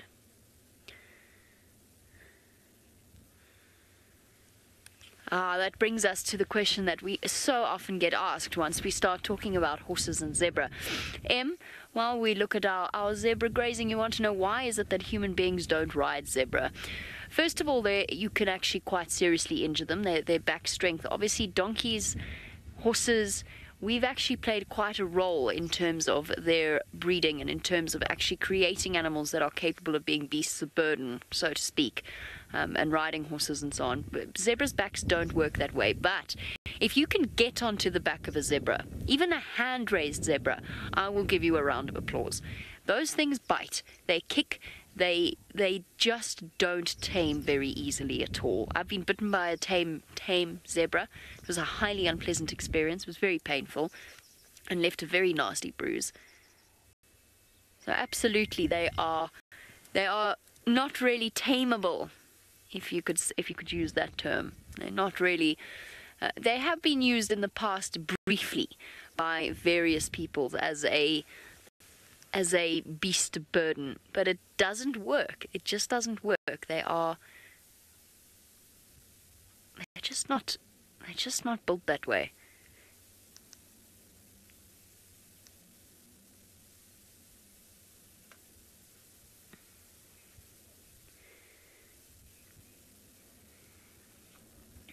Okay. Oh, as our zebra nibble away, we can't ride them, but I know that there is somebody out there who I'm sure if we could, would absolutely love to. I don't know about riding a zebra though, Jamie. I would quite like to ride a giraffe. I want to be on the tallest animal and ride one of those. But we have got our zebra. This is a different group though. I think they're all joining up. Maybe we'll get lucky. Maybe there'll be a crossing a little bit later today. But for now, everything seems to be calm and collected. But there's a couple of zebra that are rolling about, which is one of my favorite things to watch. As most of you know, the way that they do roll around. Now, Bex, you actually pointed out, Bex is directing for those of you that don't know. You said, look how wrinkly the skin is. So a way that I used to check if my horse was dehydrated or not, because you know the whole saying, you can take a horse to water, but you can't make it drink. Sometimes you need it to.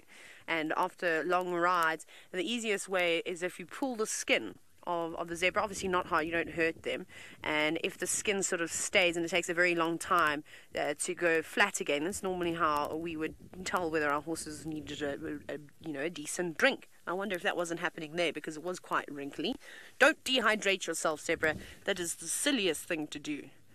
Well, they're all just hanging around here, eating, rolling in the dust, just resting, enjoying the day, which is very cool. It's nice to see the groups of zebra. I still can't believe when I first arrived in the Mara how absolutely incredible it was. There were just thousands of them everywhere. As many wildebeest as there were more zebra. Well, it seemed like that. And I really do miss that, having so many. There you go. One's just... Oi, careful!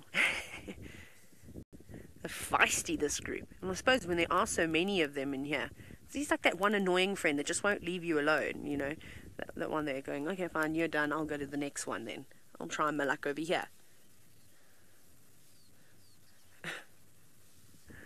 That's so cool. That would make a great cover photo. Very nice. All the bums, all the tails, all huddled together. So if you do take any screenshots, remember to always hashtag safariLIVE and share them with us. Right, Brent is back on board again, and he is still with his spotted cats. Hopefully they are hungry and are wanting to catch something.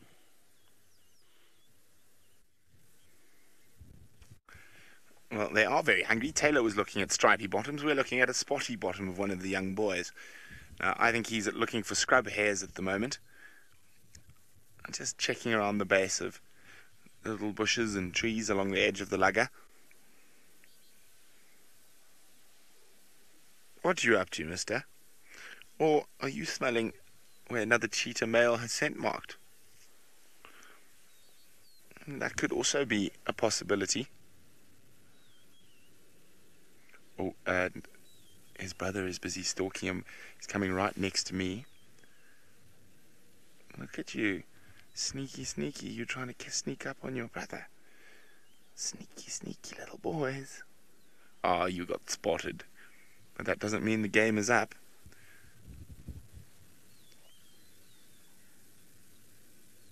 This is incredible. They are right next to me, a couple of feet away.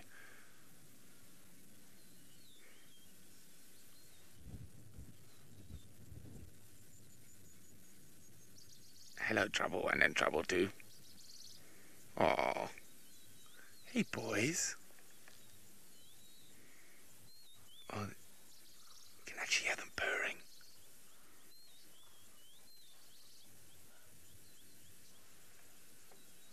Hey, what you doing?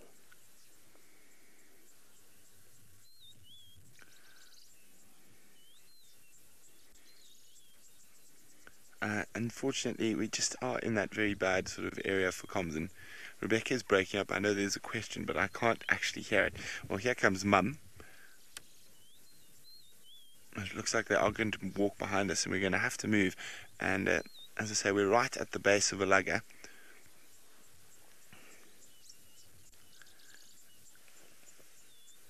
Let me just try and move a tiny bit. How close are they? Well, there's one right behind, but we don't want them to be naughty where I can't see them and try jump on our roof.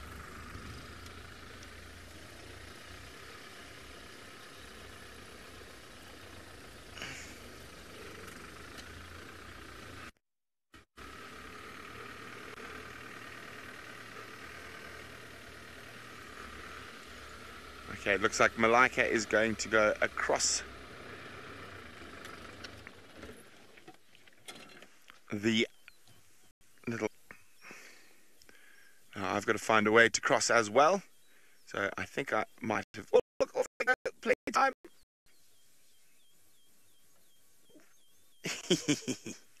Okay, I need to catch up with them as they've crossed that little lugger. I need to find a spot where we're going to be able to cross. Ah, and it sounds like my good friend Tristan has made it out or fixed all his gremlins. So let's go see if he's having any luck with the other spotted cat. Basically, we had a slight antenna issue where a little piece of the antenna broke, and so we had to go back to camp and replace it and get a new cable and all kinds of other things. And so now we are back out and about, and hopefully we shall be able to stay out. It seems as though these technical little gremlins hammer me every time I'm out. Now I'm just going to while we were kind of making our way back towards camp, we found tracks for what looks like Hosanna, or a young male leopard, and then there was lots of guinea fowls going crazy, and we tried to find him, but we couldn't find anything. We had to get back to try and get our signal sorted out, so we went back. But I'm going to head to that area now and see if we can't get lucky. Herbie is on those tracks, and he is busy following them, and hopefully he's going to find them, but we're going to just try and cut ahead of him a little bit and just see if maybe we pick up this individual somewhere in this area. I would imagine it is Hosanna. Apparently he had a little altercation with Tingana last night. It didn't seem like it was too aggressive. There was just lots of growling and hissing at each other over a carcass. I don't know whose carcass it was. I don't know how it happened, but I just know the two of them were together and they were seen kind of arguing over the fact that there was a carcass. Now, before we go any further, because I've spotted tracks not for a leopard but for an animal that I have been looking for the last few days, and I will show you exactly what I'm talking about in the next 2 seconds once I turn around and can actually see the track, because it came out of this area and has gone northwards and then looks like towards Philemon's cutline, and I think hopefully we should be able to find him. Now the light on this side as I've turned is not great, but we can see just on the edge of the road is a very large elephant track. So Willie, you see right up against the edge of the road itself, maybe the one closest to us is going to be more visible. Yeah, that one there where there's a little patch of grass. Just there we go, that's it. So there's a nice big elephant bull track. You can see it's on top of my tracks when I headed towards camp to get my antenna fixed, and it's heading in a northerly direction. Now the reason why I know it's a northerly direction is because you can see that wrinkled front part of the track. The back part closest to us is all nice and smooth, and so that's the back part of the foot, and so as he's walking you can always tell direction just by looking at where it's smooth. So I want to quickly see if I can find this male elephant. It looks like a male elephant given that there's just one track and the size of the track is quite large. So I wonder if it's not the same bull that Byron had a few days ago that disappeared quite quickly and seemed to be moving quite fast. But I don't think it could be too far away given that we weren't that long out of this area, and so it's only been about, I'd say, 15 minutes since we were, maybe a little bit longer, since we were here, and so I'm hoping that we will find him somewhere close by. At least Herbie's busy with the leopard tracks, and so it's worth us trying to find an Ellie. It's been such a long time since I've seen elephants, and I would love to just spend a little bit of time with an elephant bull, particularly if it's a nice big individual. It seems as though he's cut off towards Philemon's cutline side, so I'm going to just try and loop around that area and check what's going on. Hopefully he hasn't gone too far. If it is Byron's bull, the way he was walking the other day with Byron, we might have a tough time catching up with him and actually finding him in this area, because the bull seemed to move very quickly and it was not an easy process for Byron to keep up with him. So I'm hoping that it's not the same individual and that he's slowing down. Now, I believe a lot of you are excited for us to track down an elephant, and where does his tracks go? I think they cross over here. So there we go, his tracks are crossing over and down towards Rebecca's, so let's quickly shoot across onto Rebecca's and not to the Rebecca in FC and the Mara, who's the voice in our ear this morning, but maybe we'll find an elephant on Rebecca's Road, should I say. But this guy must have crossed recently, because like I say, this morning I've driven around here, there was no sign of these tracks. They're on top of the vehicle tracks, so he must be somewhere close by. Hopefully he's not in this drainage line though, because this drainage section is not great for reception. It's also very deep and thick, and it's not going to be easy for us to actually get in there. But I'm wondering where this elephant could be going to, because it's not really heading to any of the water points, and given that it's quite warm this morning, I would have thought that this elephant might have gone and wandering maybe towards Treehouse Dam, maybe towards Gowrie Dam, but he seems to be going in a completely opposite direction. He's heading in a northwesterly direction, and so the closest water, if we continue to go the way we're going, is going to be all the way up near the Gowrie Gate at Sydney's Dam, unless he crosses over into Arathusa, which I suppose is also possible. Now, where are you? You would think that an elephant would be easy to spot, particularly a big bull elephant, but sometimes they can be quite sneaky, and as the vegetation starts to get a little thicker as we move into summer, so it starts to get a little harder to actually find them. Now, I am going to carry on trying to find this bull elephant. While I do that, I believe Jamie has something on the complete opposite scale in terms of size, and they are very, very cute. They are very cute, and this little one is trotting away at high speed and causing, or was causing, absolute pandemonium amongst the little Thompson's gazelle population. A little jackal trotting all the way along down the road. I want to see where it's going, so we're going to follow it for a little bit. It was very entertaining because the one little Tommy actually followed the jackal for a while, chased after it, and then I wonder where it's going, and then eventually moved back to the rest of the group. Of course, the jackal could be a threat to a baby Tommy, like the one that we saw first thing this morning. If a jackal happened upon that, it absolutely would make a meal of it. Where are we going, little jackal? Oh, they move so quickly. Hello, oldies. Morning. For now, appears to be keeping to the road, so we can follow it. Oh, wildebeest having a look at it. Now we're off the road, wandering amongst the flowers. Well, you say you're very happy to see jackals. I'm very happy to see a jackal too. He's casting about, looking for something to scavenge, I think. He goes off at trots, moving through the shorter grasses, all that's left behind after the migration has moved through.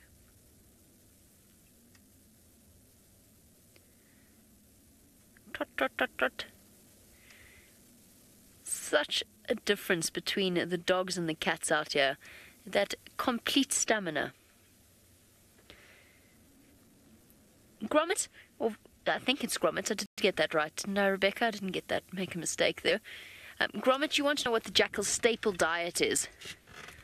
Rommet, not grommet. Grommets are things you put in your ears, or in your eustachian tubes. Rommet, apologies. Rommet, a jackal's staple diet, they're almost omnivorous, so they are scavengers. They will scavenge off carcasses. They'll eat birds' eggs, they'll eat insects, lots of insects. They will also eat berries as well. So they'll eat berries and fruits and anything that they can find in that sort of vein. But they are capable of hunting, particularly when you've got a family group, because the youngsters stay with the adults. So they are capable of hunting things like baby Thompsons, baby impala. It does happen. It's rare to see. Most of the time when we see them, they're sneaking in around a carcass that the lions have, and they're nibbling away. Every now and again, even eating lion scat, which is revolting to witness, but, you know, each to their own. Judge not, and all that. So that's their diet is very varied, and they are essentially opportunists. Basically, a similar ecological niche to something like a fox. I mean, they are part of the dog family, they're part of the canid family, and they do very similar things to foxes in the wild. Monogamous.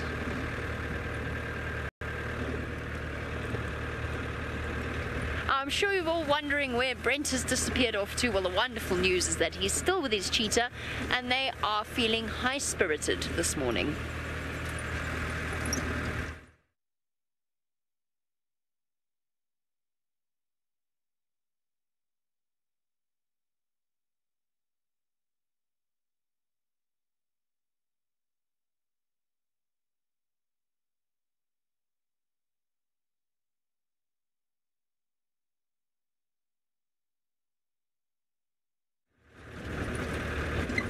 Sorry about that. So much for that idea. Apparently Brent's audio has disappeared.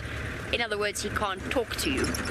Now, while he figures out what the problem is there, what's happening on that side, we are meandering in the direction of Musiara Marsh. Funnily enough, I was just talking about Malaika while we were off air and just chatting about how the first time I ever saw her was back off on this ridge on the other side of the Tulloch River, so not far from where we are now. And we were driving back when the grass was this high. And we were driving along a shortcut over the ridge rather than bumping on the main road. And, well, shortcut, it wasn't a shortcut, but it was smoother.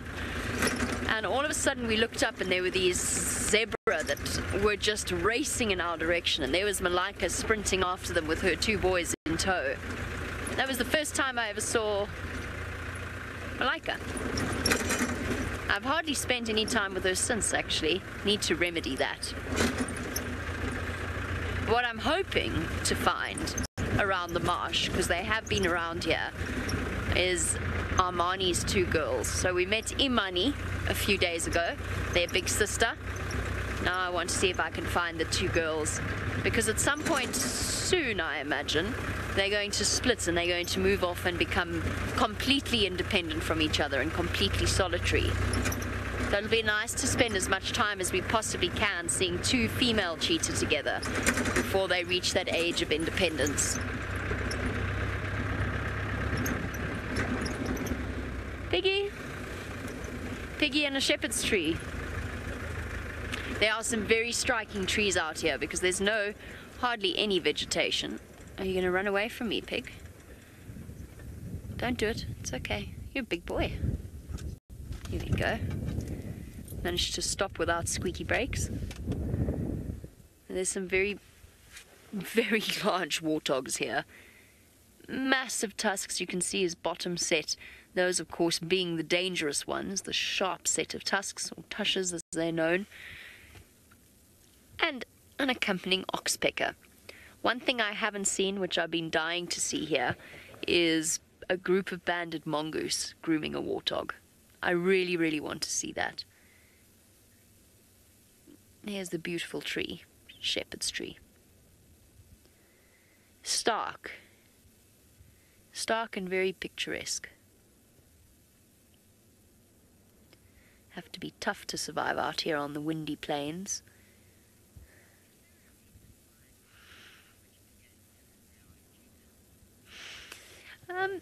So Rebecca, question in Final Control, would like to know if there's a reason that the warthog here are so much bigger than they are in Djuma.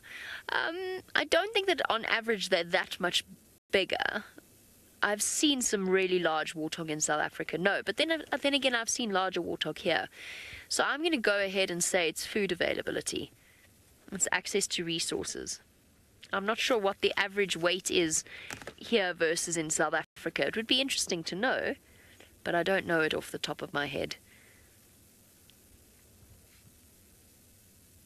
I think it's simply resource availability.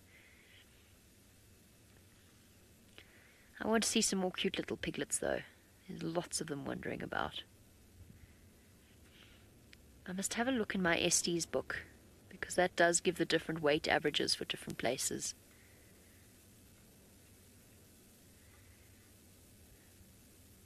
A big male warthog, of course, can weigh up to over 100 kilograms, over 200 pounds, even up to 300 pounds.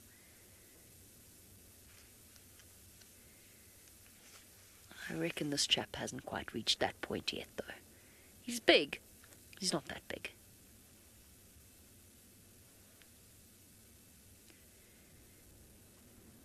Oh, it's chilly here in the Mara this morning.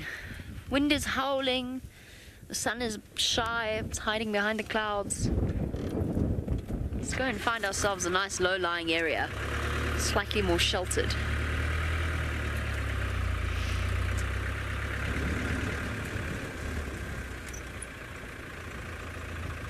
Sorry, mister.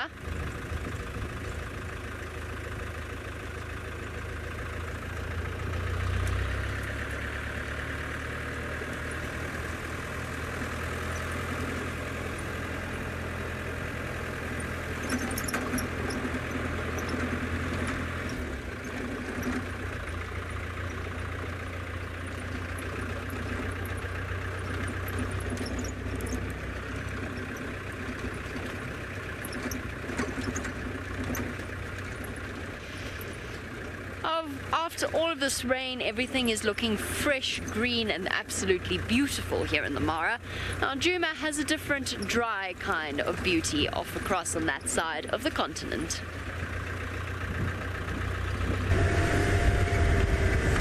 Well, I'm not sure it's so wintry. I feel like we've made progress in the last few weeks of a little bit more greenery coming through.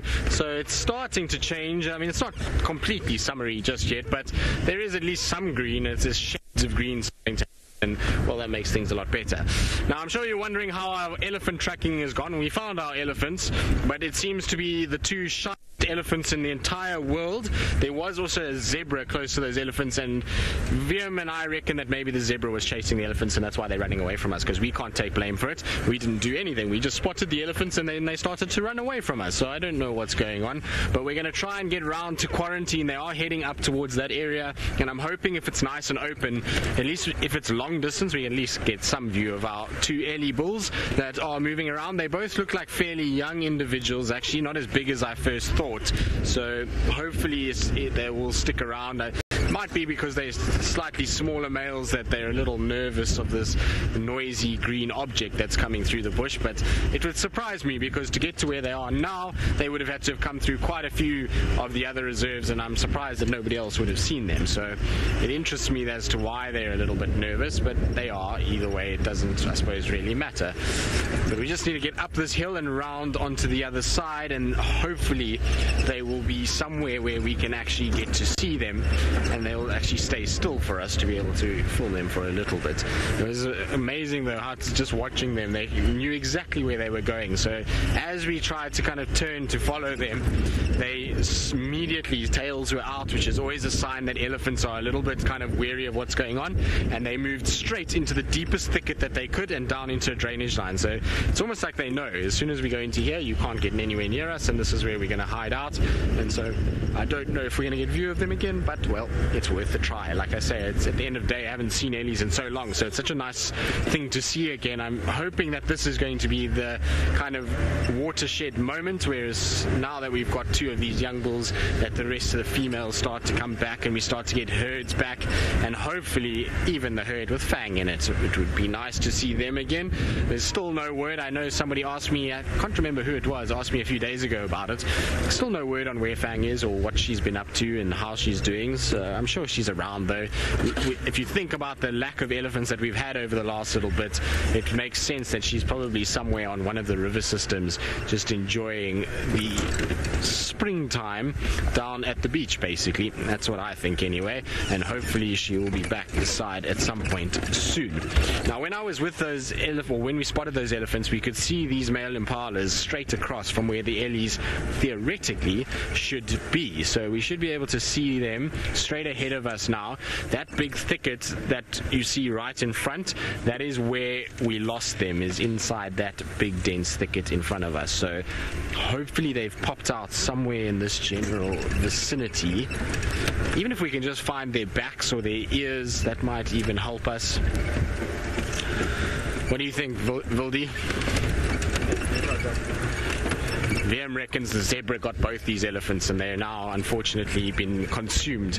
Liam commented as we were going that that zebra that we saw was about the fattest zebra that he's seen and the best conditioned zebra that he's seen in a while, and so Liam has hypothesized that this zebra has eaten one of these elephants, and that's why. There we go, there's an elephant, but you can see it's actually being fairly relaxed. So I'm going to stop here just so we can at least see them, and it's at a jackalberry tree, so it's busy feeding, I think, of some of the fruits that are still maybe present on the jackalberry trees. It is late in the season for jackalberry fruits, but you will find that these Ellies do sometimes target them, and there might be a tree that's still got one or two residual fruit on them.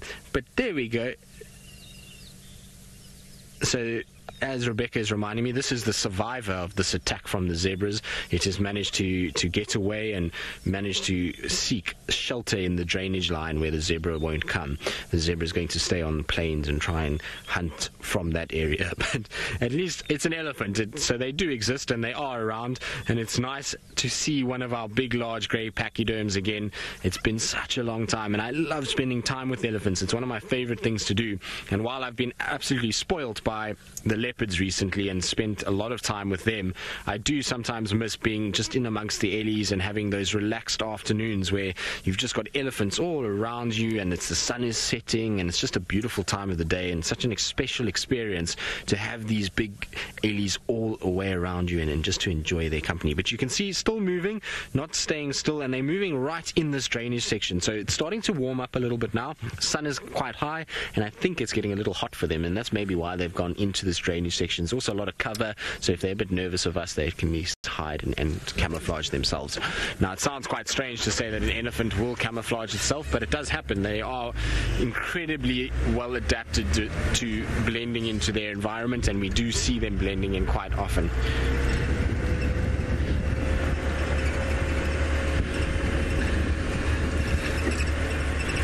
So Faith, I think it was Faith, Rebecca, maybe if you can repeat that, because Rebecca was giggling while she was telling me something, so I didn't get the name. But if it is Faith, Faith, you're a new viewer, so welcome to Safari Live. And Tristate, there we go. So sorry about that, Tristate, but you are a new viewer, so welcome to Safari Live and welcome to the epicness that is this broadcast that brings you all of these amazing things from the middle of Africa. Now, you're thinking that I'm being serious about the zebras and VM's concern about the elephants. Now, unfortunately on this show, we do like to have a bit of a joke around, and we do like to have a little bit of fun at times, and so no, the zebras don't hunt the elephants. We were just kidding, and we were just making a little bit of a joke, and we were just having a bit of fun and making some fun of the situation and the fact that the elephants move away from us unexpectedly. They normally don't move this quickly, and so that's why we were just joking around about it.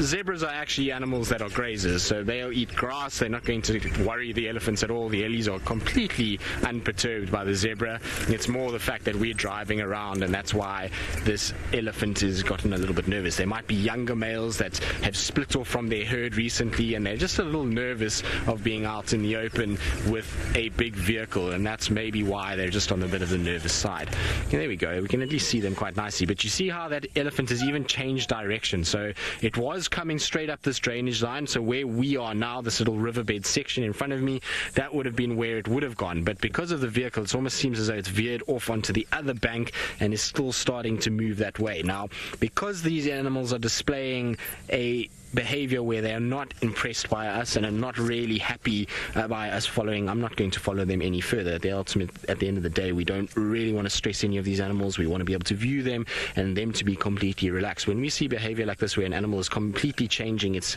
direction of movement because of our vehicles, then it's time just to leave them and let them carry on. So even though it was really good to get a glimpse of the ellies, I'm not going to stress them anymore. I'm not going to pressurize them. I'm going to leave these bulls to carry on their way. They obviously don't want us to be around, so we're going to carry on and see what else we can find and maybe see where these leopard tracks have ended up.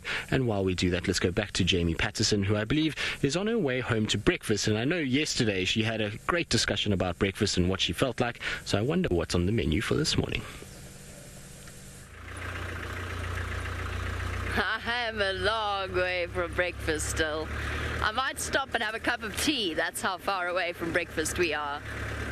I don't know what's for breakfast, but I hope it is amazing because I'm so excited. I hope it's eggs. I feel like eggs. I don't know what Simon and David have planned for us this morning, but we are still an hour and a half and a bit, hour and 45 minutes away. So breakfast is not immediately on our... What's happening over there? Is it geese making more geese? No, it's geese having a bath. Slightly cleaner of the two activities. Having a really lovely bath. Get those feathers all nice and clean and ruffled. He was ducking right under the water a moment ago. Naturally, Egyptian geese, pretty much everywhere. Oh yes, give it a good dry, give that tail a good waggle. Make sure all those feathers are back in place now.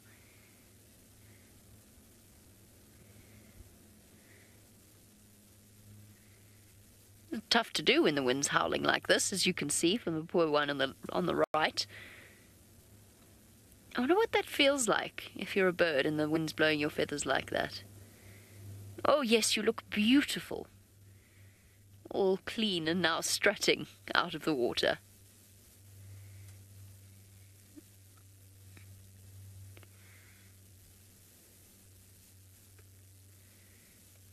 Lovely. I can't believe this is the same place that I'm driving through. I took this road home 2 weeks ago. There's a hyena.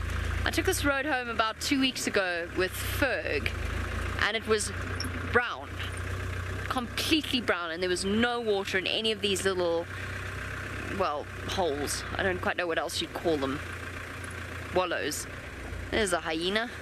There's a den site not far from here. Oh, badly timed, Jamie. I'm developing quite the talent for that. Sorry, hyena, should we give you some privacy? Doo-doo-doo.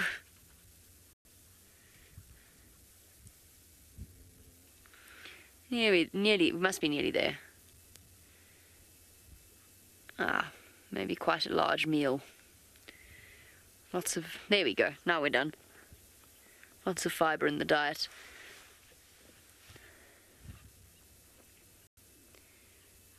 Oh, there's a hyena den about, I would say about 1 kilometre to the west of where we are. And it's a really lovely hyena den, and I wish I'd actually had the opportunity to spend more time there.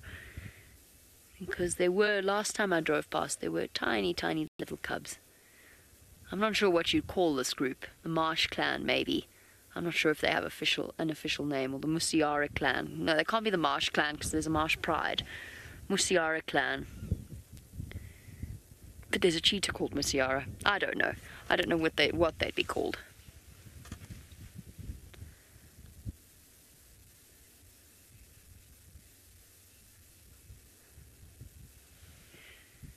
Hidden away behind the grasses. I have noticed, though, that they're quite shy. Oh, there's also another den site in a culvert, actually, and here comes another hyena. There's a chance they've actually moved somewhere closer. Here comes another hyena off to the right. Still quite far away, but coming to join the other. Keep themselves occupied with whatever hyena do on a Monday morning.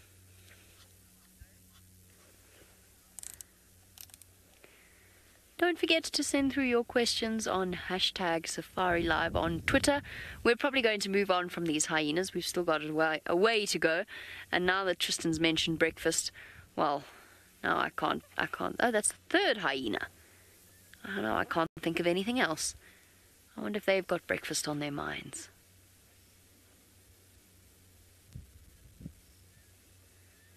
Lots of them coming, I think, from the culvert in the main Governor's Road. There's another den site over there.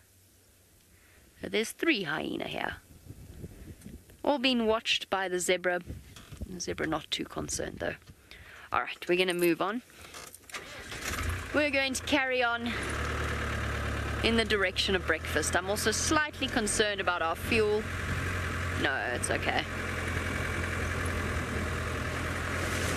Oh, that was a lot deeper than I thought.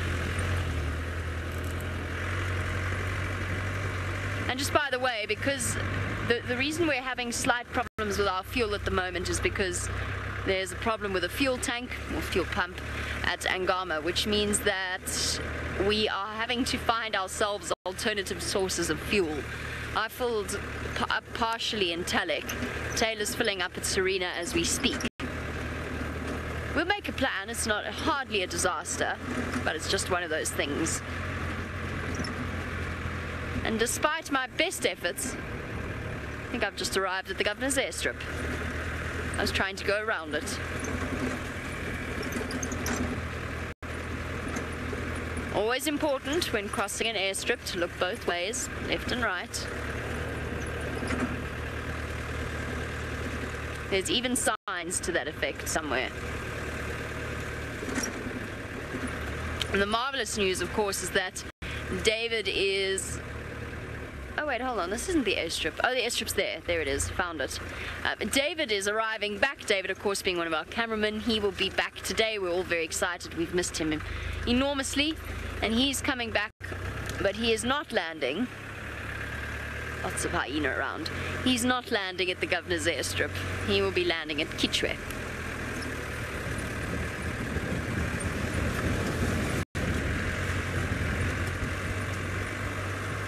I'm not even joking about the sign. I can see it up ahead.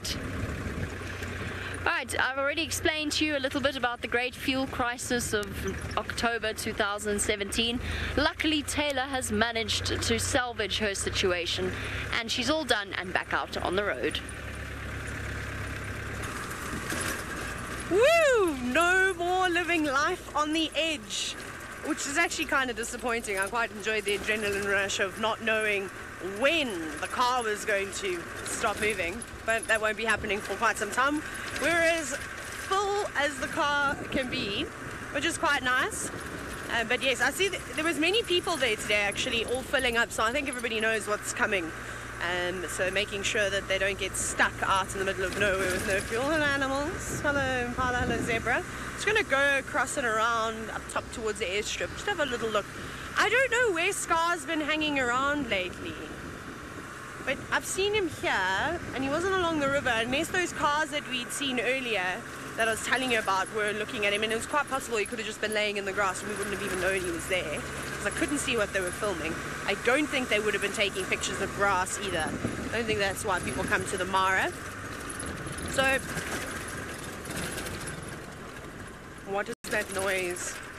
You know when you hear a new noise on the car, it's terrifying. Rebecca says that grass is important too. Of course grass is important. It's the most important thing ever. Of course it's, well, animals have to eat to survive, and if the impala and the wildebeest had nothing to eat, then the lions would have nothing to eat because there would be none of them. I'm just scanning. Also, maybe we're going to see that rosy-breasted longclaw that lives along here. It's quite relaxed. That would be quite nice. Should we put that wish out to nature and see if it gives back? I think. So actually, it was along here. Maybe I can even hear it calling. Let me drive a little bit slower so I don't miss it. No, just seeing butterflies, aeroplanes taking off, but no lions or rosy-breasted longclaws in sight, I'm afraid. No, nothing around here. It's okay. Can't have it all. No, I'm not sure what our plan is. What we're gonna do. If we're gonna go towards the escarpment, or if we'll just take maybe we'll just take the middle road back and see if one of the other main roads, and see if the sausage tree pride aren't laying about now. Maybe they've moved out of their hidey hole. Well, they're just hiding from me yesterday. Everyone else seemed to have seen them. And no sightings of that male leopard today. I think a few people went looking for him, but they weren't lucky. And I spoke to a guy by the name of George. I just met him now at Serena, and he said he was there yesterday, in fact, which is quite nice. So I'm so glad that there were a few other people that got to see it. We'll just take this road. And he said he couldn't see what the leopard had killed, but it was tucked away in the bushes. So, pity. I was hoping to find out exactly what he'd taken down. But that definitely says it to me, though, that those lions chased him off that kill and stole what was left. He also said that one of those lionesses has got young cubs, which is quite exciting. So I think my plan this afternoon is to head across into that same area, and if we don't find the leopard again, hopefully we can find a lion with some young cubs, which would be nice. I think you'd all enjoy that. I haven't seen teeny tiny lion cubs yet. I haven't seen the Black Rock Pride. So the last set of small cubs that I saw was probably the Nkahuma, no, the Sticks. The Sticks' new cubs, and I wonder how they're doing. I wonder if they're all right and battling, or still battling with mange, or if they've seemed to have moved past that. Hopefully they've moved past that. They looked like they were going to be a tough bunch, and it's that, it's a rock. So I'm getting so distracted this morning. So many things, and I'm trying to focus on finding cats with their heads outside, well, that's outside, above the grass. My goodness. Right, Tristan, of course, speaking of lions, he's the leopard king. Maybe he's going to show you some lions. Who knows? Let's get an update about those Sticks cubs. It's so cute. There's a little leopard tortoise, and it's a fairly small one that came down for a drink in one of these little mud wallows and is now trying to get away from us and from the vehicle, and is having trouble negotiating some rather steep land. But there we go, engage the 4x4, and up we go. Will it make it? Come on, little tortoise, go, come on, come on. There we go. So that's the one cool thing about tortoises. They might be small and they might have this big shell and be a bit awkward, but you can see they can move quite fast and they can negotiate quite rough terrain. And how they do it is basically each of those little 4 legs will try and grab some traction, and they've got nice long claws that dig in, and that helps to pull them up. And there it goes into the bush. Now, this is one of the first leopard tortoises that I've seen. In fact, the first one that I think I've shown live on Drive since we've had some rain. So really good to see them out and about. I love the leopard tortoises. They really cool little animals, and they are beautiful. They've got that rounded shell with intricate markings all over it, where it gets its name from. So those bright yellows and blacks and various other colors that it's got, and you can see just how well that blends in. As soon as they get into some sort of thicket, that broken pattern really helps these guys to blend so well. So it's just like a leopard in that it relies on camouflage in order to survive. But that was super cool, and not something I expected to see in heat like this. I would have thought our little tortoise would have been in the shade, but our tortoise decided it was drink time, so hopefully our leopard will also do the same. Now, it's not the leopard we were looking for, but still exciting nonetheless. Now, the last tracks that Herbie's got is for this male leopard moving northwards in the Mulawati. So I'm on Nyala Road South, and to try and see where they go. Now, Taylor McCurdy is wondering if I've seen the sticks recently and how the cubs are doing. Taylor Mac, I have not seen the sticks in, I would say about 5 weeks, I think is the last time I saw them. But they do still have a little bit of mange on them, the older ones. The 4 new ones look as fluffy and as cute as you could ever imagine. They're still tiny and they really do look very cute. The other older ones, well, they do have some scarring and some scabbing from the mange itself, but it doesn't look nearly as bad as what the cubs of last year were like. In fact, it's nowhere near as bad as that. Those cubs, unfortunately, we know eventually succumb to that mange, whereas these ones, I think they're going to be just fine. I think at the end of the day they're still going to be itching, but now that it's the summer months, hopefully we get a lot of rain, and that will just help to ease that mite off, and they'll basically end up with a situation where they should recover fully from it. So I expect good things from the sticks cubs, particularly the older ones. I just hope that those younger 4 that have just been born hopefully don't get it too early on, because the younger they are, the harder it is for them to overcome it. But the 2 older ones definitely are looking better, and the other younger, well, the middle ones now, they still showing some signs, still itching a little bit the last time I saw them, but not that bad. And they, I mean, they look a little bit scrappy, but they are slowly but surely seem to be coming right. So I think they'll be okay, and I hope that they're going to make a bounce back. The other sort of, while we're talking about lions and just updates on the lions itself, I know a lot of you have been concerned about the Nkahuma female and how she looks and how her massive wound is doing. So for those of you that are new viewers that don't know who we're talking about, well, the Nkahuma female, she's one of our Pride members of the Pride we see the most here. They've been absent for a little bit, but that's because they've been eating a whole bunch of giraffe to the west of us, and hopefully they will come back into our area. But she has a really nasty gash on her left hip. It's very, very deep and big, and it looks incredibly bad, but it seems to be closing up slowly but surely. And a friend of mine who is a vet was here this weekend, and he actually saw the Nkahuma Pride, and he was telling me that tissue is really healthy and it looks good. It's granulated tissue, and so he reckons that that's going to cover up no problem. He doesn't think that there's going to be too much of an issue. She's keeping it really clean. It looks healthy. She looks healthy herself, and so he reckons that will cover up. He thinks she probably won't have any hair that will grow there. It will probably be a big black patch on her hip area, so she might have a situation where, you know, she'll be easily recognizable by having this dark patch on her hip, but she will survive from it and she will be okay, which is just absolutely astounding to me, because that wound was not small in any way whatsoever, and for her to be able to kind of deal with that and to be able to survive that is quite something.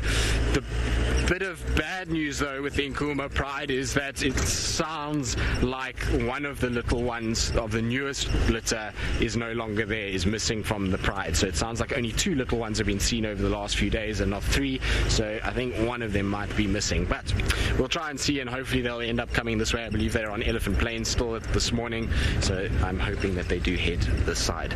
Now while I just check around and see where if these male leopard tracks do come out on the northern side towards sort of Gari cut line, let's head back to Jamie Patterson. I don't know where she is or whether she's close to home just yet, but what I do know is that she's got one of the fastest antelope in the whole of Africa.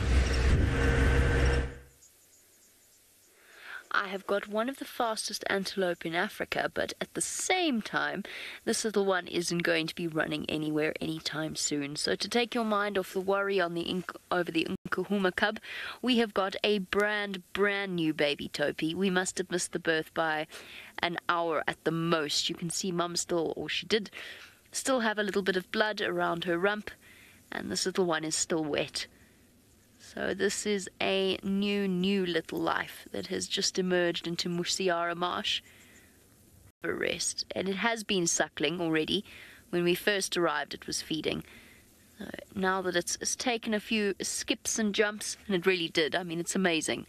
It's only been born for a few minutes, and it's already tottering around. But now it needs a little bit of a sleep, and so does Mum. Well done, girl. Guarding over her tiny little new bundle. Too cute, little ears flapping about. Now if we sit here patiently for a bit, we might even see it stand again. Although it's had a pretty exhausting day already, so we definitely don't want it to feel pressured. Proud Mum. She looks very proud of herself, or perhaps that's just my imagination. Oh, little movement. Oh, baby, you've got to strengthen those legs. By the way, this I know we're all feeling a little bit still shell-shocked from the baby elephant, but this little baby Topi's absolutely fine. It's just having a rest. It's just having a little sleep after its first few footsteps, and as I said, it's already had its first drink. It's so knock-kneed though. When it gets up and wanders around, its back legs sort of cave in. It is utterly adorable. I'm hoping if we sit patiently, although I think it's probably going to have a nap for now, but I'm hoping if we sit patiently, maybe you'll get to see it stumble about a little bit. Totter. Is the perfect description. These ridiculously long legs that they're born with.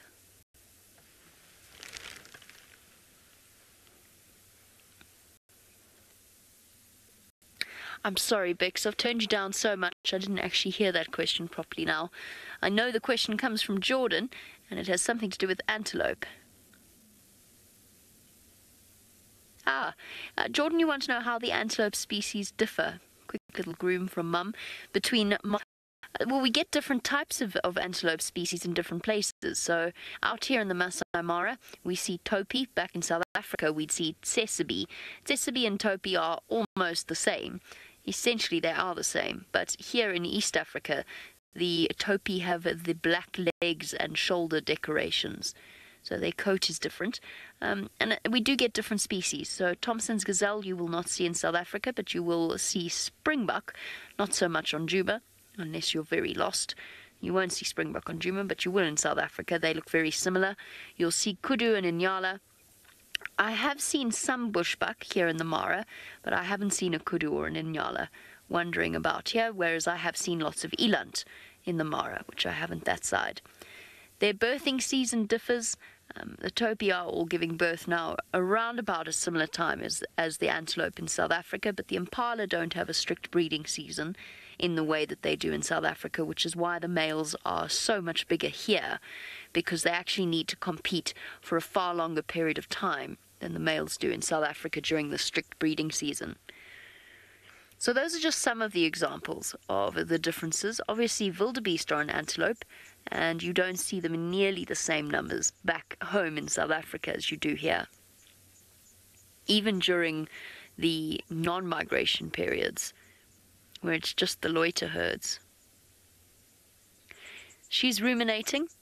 It's actually quite helpful, I suppose, to be an antelope if you've just given birth, to have a nice supply of cud just waiting to be chewed.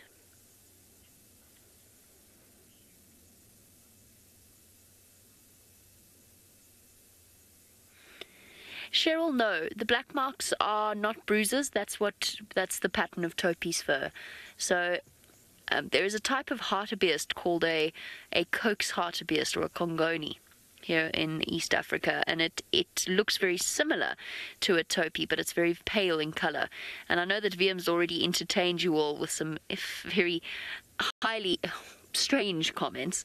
The one morning we saw some coax hartebeest, he looks at them and he looks at me and he goes, "Those Topi forgot to put their pants on this morning." So no, that's just what Topi look like. She's going to get up, I think, or is she just shifting onto her chest? I think, yeah, she's just ruminating. I'm just wondering if she's already, I think she must already have passed the placenta at this point, which she most likely would have eaten most of. Up we get. So careful not to stand.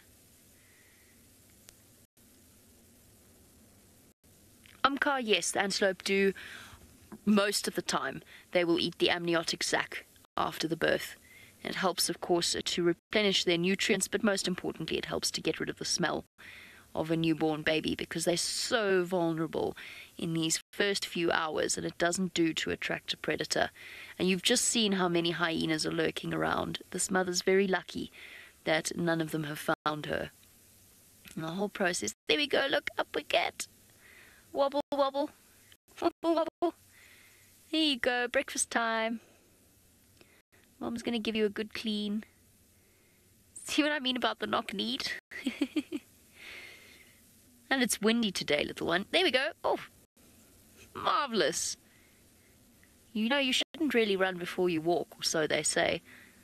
But I'm not sure that applies in the antelope world. So Mum there stimulating movement of the digestive system. So essentially to get the little one to defecate. You'll find that with most mammals. They will do that, or need to do that to their youngsters.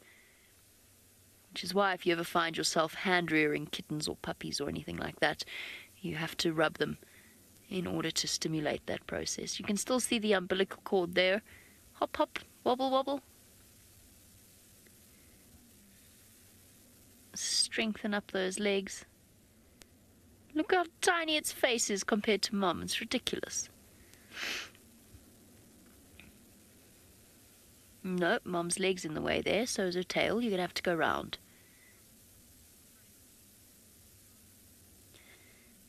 Frank, you say a star is born. There you go. The star takes its first few steps. First few gallops, whatever. Never suits. A little overachiever over here.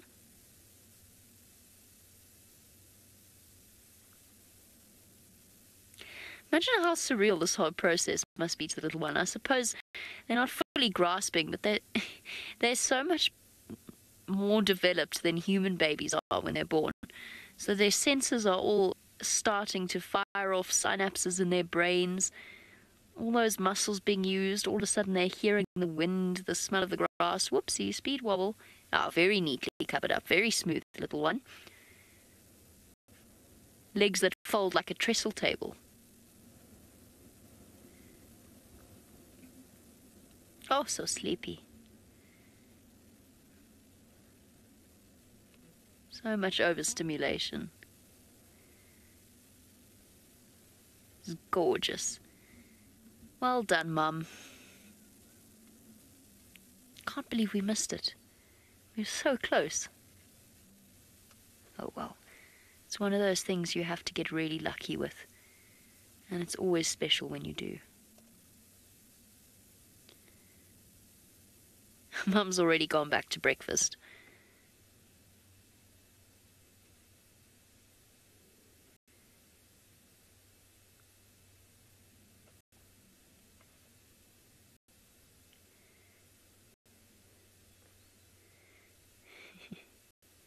Come on, little one. Mum knows what's best. Here we go.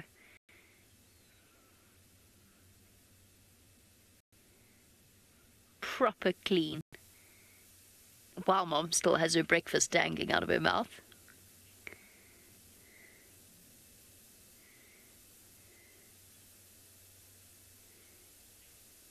Seek truth.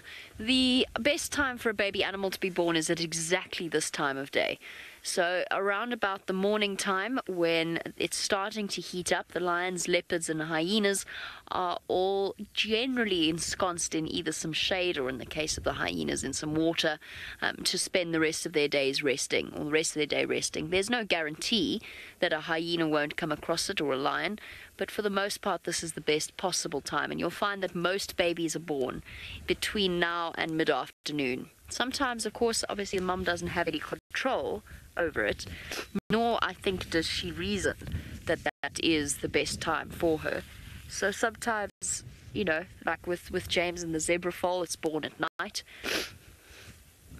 which obviously isn't ideal, but there's still a good chance that as long as everything's kept quiet and clean, there's still a good chance that Mum will get away with it and she'll be able to safely get the baby up onto its feet and able to run. From there, it's really anybody's guess. There's so many predators out here, and that little one is snack-sized and not quite as fast, but you can see why it would need to be born with such long legs, to be able to move as quickly as possible. And speaking of people moving, no, that's not going to work. I tried to make a tenuous connection in my mind, but it didn't quite play out the way I wanted to. Off you go to Tristan, who is bumbling about a Djuma. Now, we're still sitting at Gowrie Dam, and the reason why is because Herbie is south of me at the moment, and he's still following the tracks for this young male leopard, and he's still trying to kind of decode where he's gone. But what he was saying to me, I saw him just now and actually had a nice little chat so we could catch up on properly what was going on and not over the radio. But he was saying to me that these tracks look like they are from sort of middle of last night, and he says this poor leopard has had a tough time with hyenas. The hyenas have followed it the whole way along, so that's maybe why this leopard has moved a lot further than what I would have expected for one of these young males. I would have thought if it is Hosanna or Tamba, either one of them, that they would have stopped a lot more than what they have. Herbie says there's not many places where this leopard has laid down. It lay down a little bit on Twin Dams at Elephant Carcass and then just kept going north all the time and has gone past all the normal places that we see these leopards spending time. And so it's an interesting thing. But what I also wonder is, with Tundi calling, I wonder if maybe it's not Tamba and he's heard his mom and is now trying to find her, and that's maybe why he came up this way. So it's going to be interesting this afternoon just to keep going with it, even though we haven't found or had any luck just yet. Herbie's still trying, and we're still trying to find them, and I would imagine that we didn't find any tracks crossing over towards Mvubu or anything like that. So I'm hoping that this leopard is just somewhere inside the Mulawati drainage using a bit of the shadow and shade. It's starting to get warmer now, and so I'm hoping that that leopard is somewhere there and that we'll be able to get lucky this afternoon. But what I was looking at while we were sitting here and while I was trying to kind of scan around is just the various water birds. I was talking about it earlier when we were here this morning, and there are a few water birds now. There's the blacksmith lapwing, which is scuttling about on the edge of the water. They're quite common at waterholes. We do see them very regularly at all of our waterholes. And another bird that we see a lot at the waterholes is also three-banded plovers, and there was one. I can't see it now. Oh, here it is. It's right here in front. You see it just closest to us here, Vildi. So there we go. There's our three-banded plover, and they are also a very common bird for us at our waterholes. We see them all over the place, and they're one of the prettier birds at water. I like these guys. I like their sort of little crown that they've got, and then that fancy necklace, or two necklaces if you want to count the black lines. It depends on how you look at it. Is it white or is it black? And then you can see a little bit of the white sort of shoulders that they've got as well, and always quite busy birds moving around on the edges, and that's part of the reason why I like them, is they don't really sit still for more than a second. They seem to walk around all the time, and they're always sniping and looking and trying to kind of move around on the edge of the water source. So nice to see them as well. I was hoping that there might be some of the other sandpipers here, so maybe the common sandpiper or even the marsh or green sandpipers. Those are both ones that we always look out for. They tend to be quite migratory, so it's difficult to kind of see them, and so it's always good to check little flooded areas like this. Now I'm going to carry on and just check a little bit more onto the other side of this, but I think this afternoon I'm probably going to be heading back into this area and try and finish up this tracking process and hopefully finish up with a leopard at some point. I'll chat to Herbie and we'll try and figure it out. So that's going to be the plan for this afternoon. But I'm going to sign off for now, and I'll see you all later on our sunset safari. And I believe I need to link to somebody, but I can't remember who. But I think I'm going to go with Jamie. That's what my guess is going to be. And let's see if I win it or if it's going to be a 50-50 chance between her and Taylor.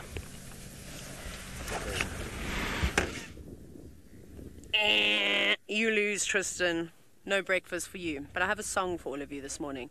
Baby bacons, when I see your happy faces smiling back at me. Baby bacons. There's a couple of little sausages moving in and amongst the grass at the moment. You know what warthogs are like, of course. Once they realize that you're watching them, they run off and hide away. And that's exactly what they've done. But I don't blame the sow having 3 young piglets next to her side. It's obviously quite risky to be out in the open for birds. I mean, there's massive eagles around here that would quite happily snatch up one of those sweetie pies. They really are such precious little things, and they're probably about 2 weeks old, I would say. They're not teeny tiny. I've seen some smaller ones. They're growing up quite quickly. Maybe this female had more and has unfortunately lost them. That wouldn't surprise me. They don't have a very good success rate. But she's much more comfortable now feeding in the taller grass. And you can see the little ones, they're actually completely oblivious of us now. They were staring us down. But the fact that Mom's got her bottom into the air and the little ones are mimicking her, that makes my heart very happy, and that she's so comfortable with us. So those little ones will be feasting on grass, or at least trying to. Whether they'll be getting much, I'm not so sure, but they'll definitely still be suckling. That's going to go on for a little while. And I've only ever had that one amazing sighting. Maybe you remember it. It was in the Sabi Sand at Djuma, and we had that warthog with her little piglets going into the termite mound, and then she came back out again, out of her burrow, and that one just suckled right next to the car. They were so close, they were only a couple of meters away. That was really a special sighting. I will never ever forget that. But I know that you're always very happy to see little piglets come out. Grass is starting to get a little bit shorter, so maybe we'll be in luck. Yes, there's a gap there. You can actually see Mom now. There we go. Hi, little sausages. There they are. I think you can see.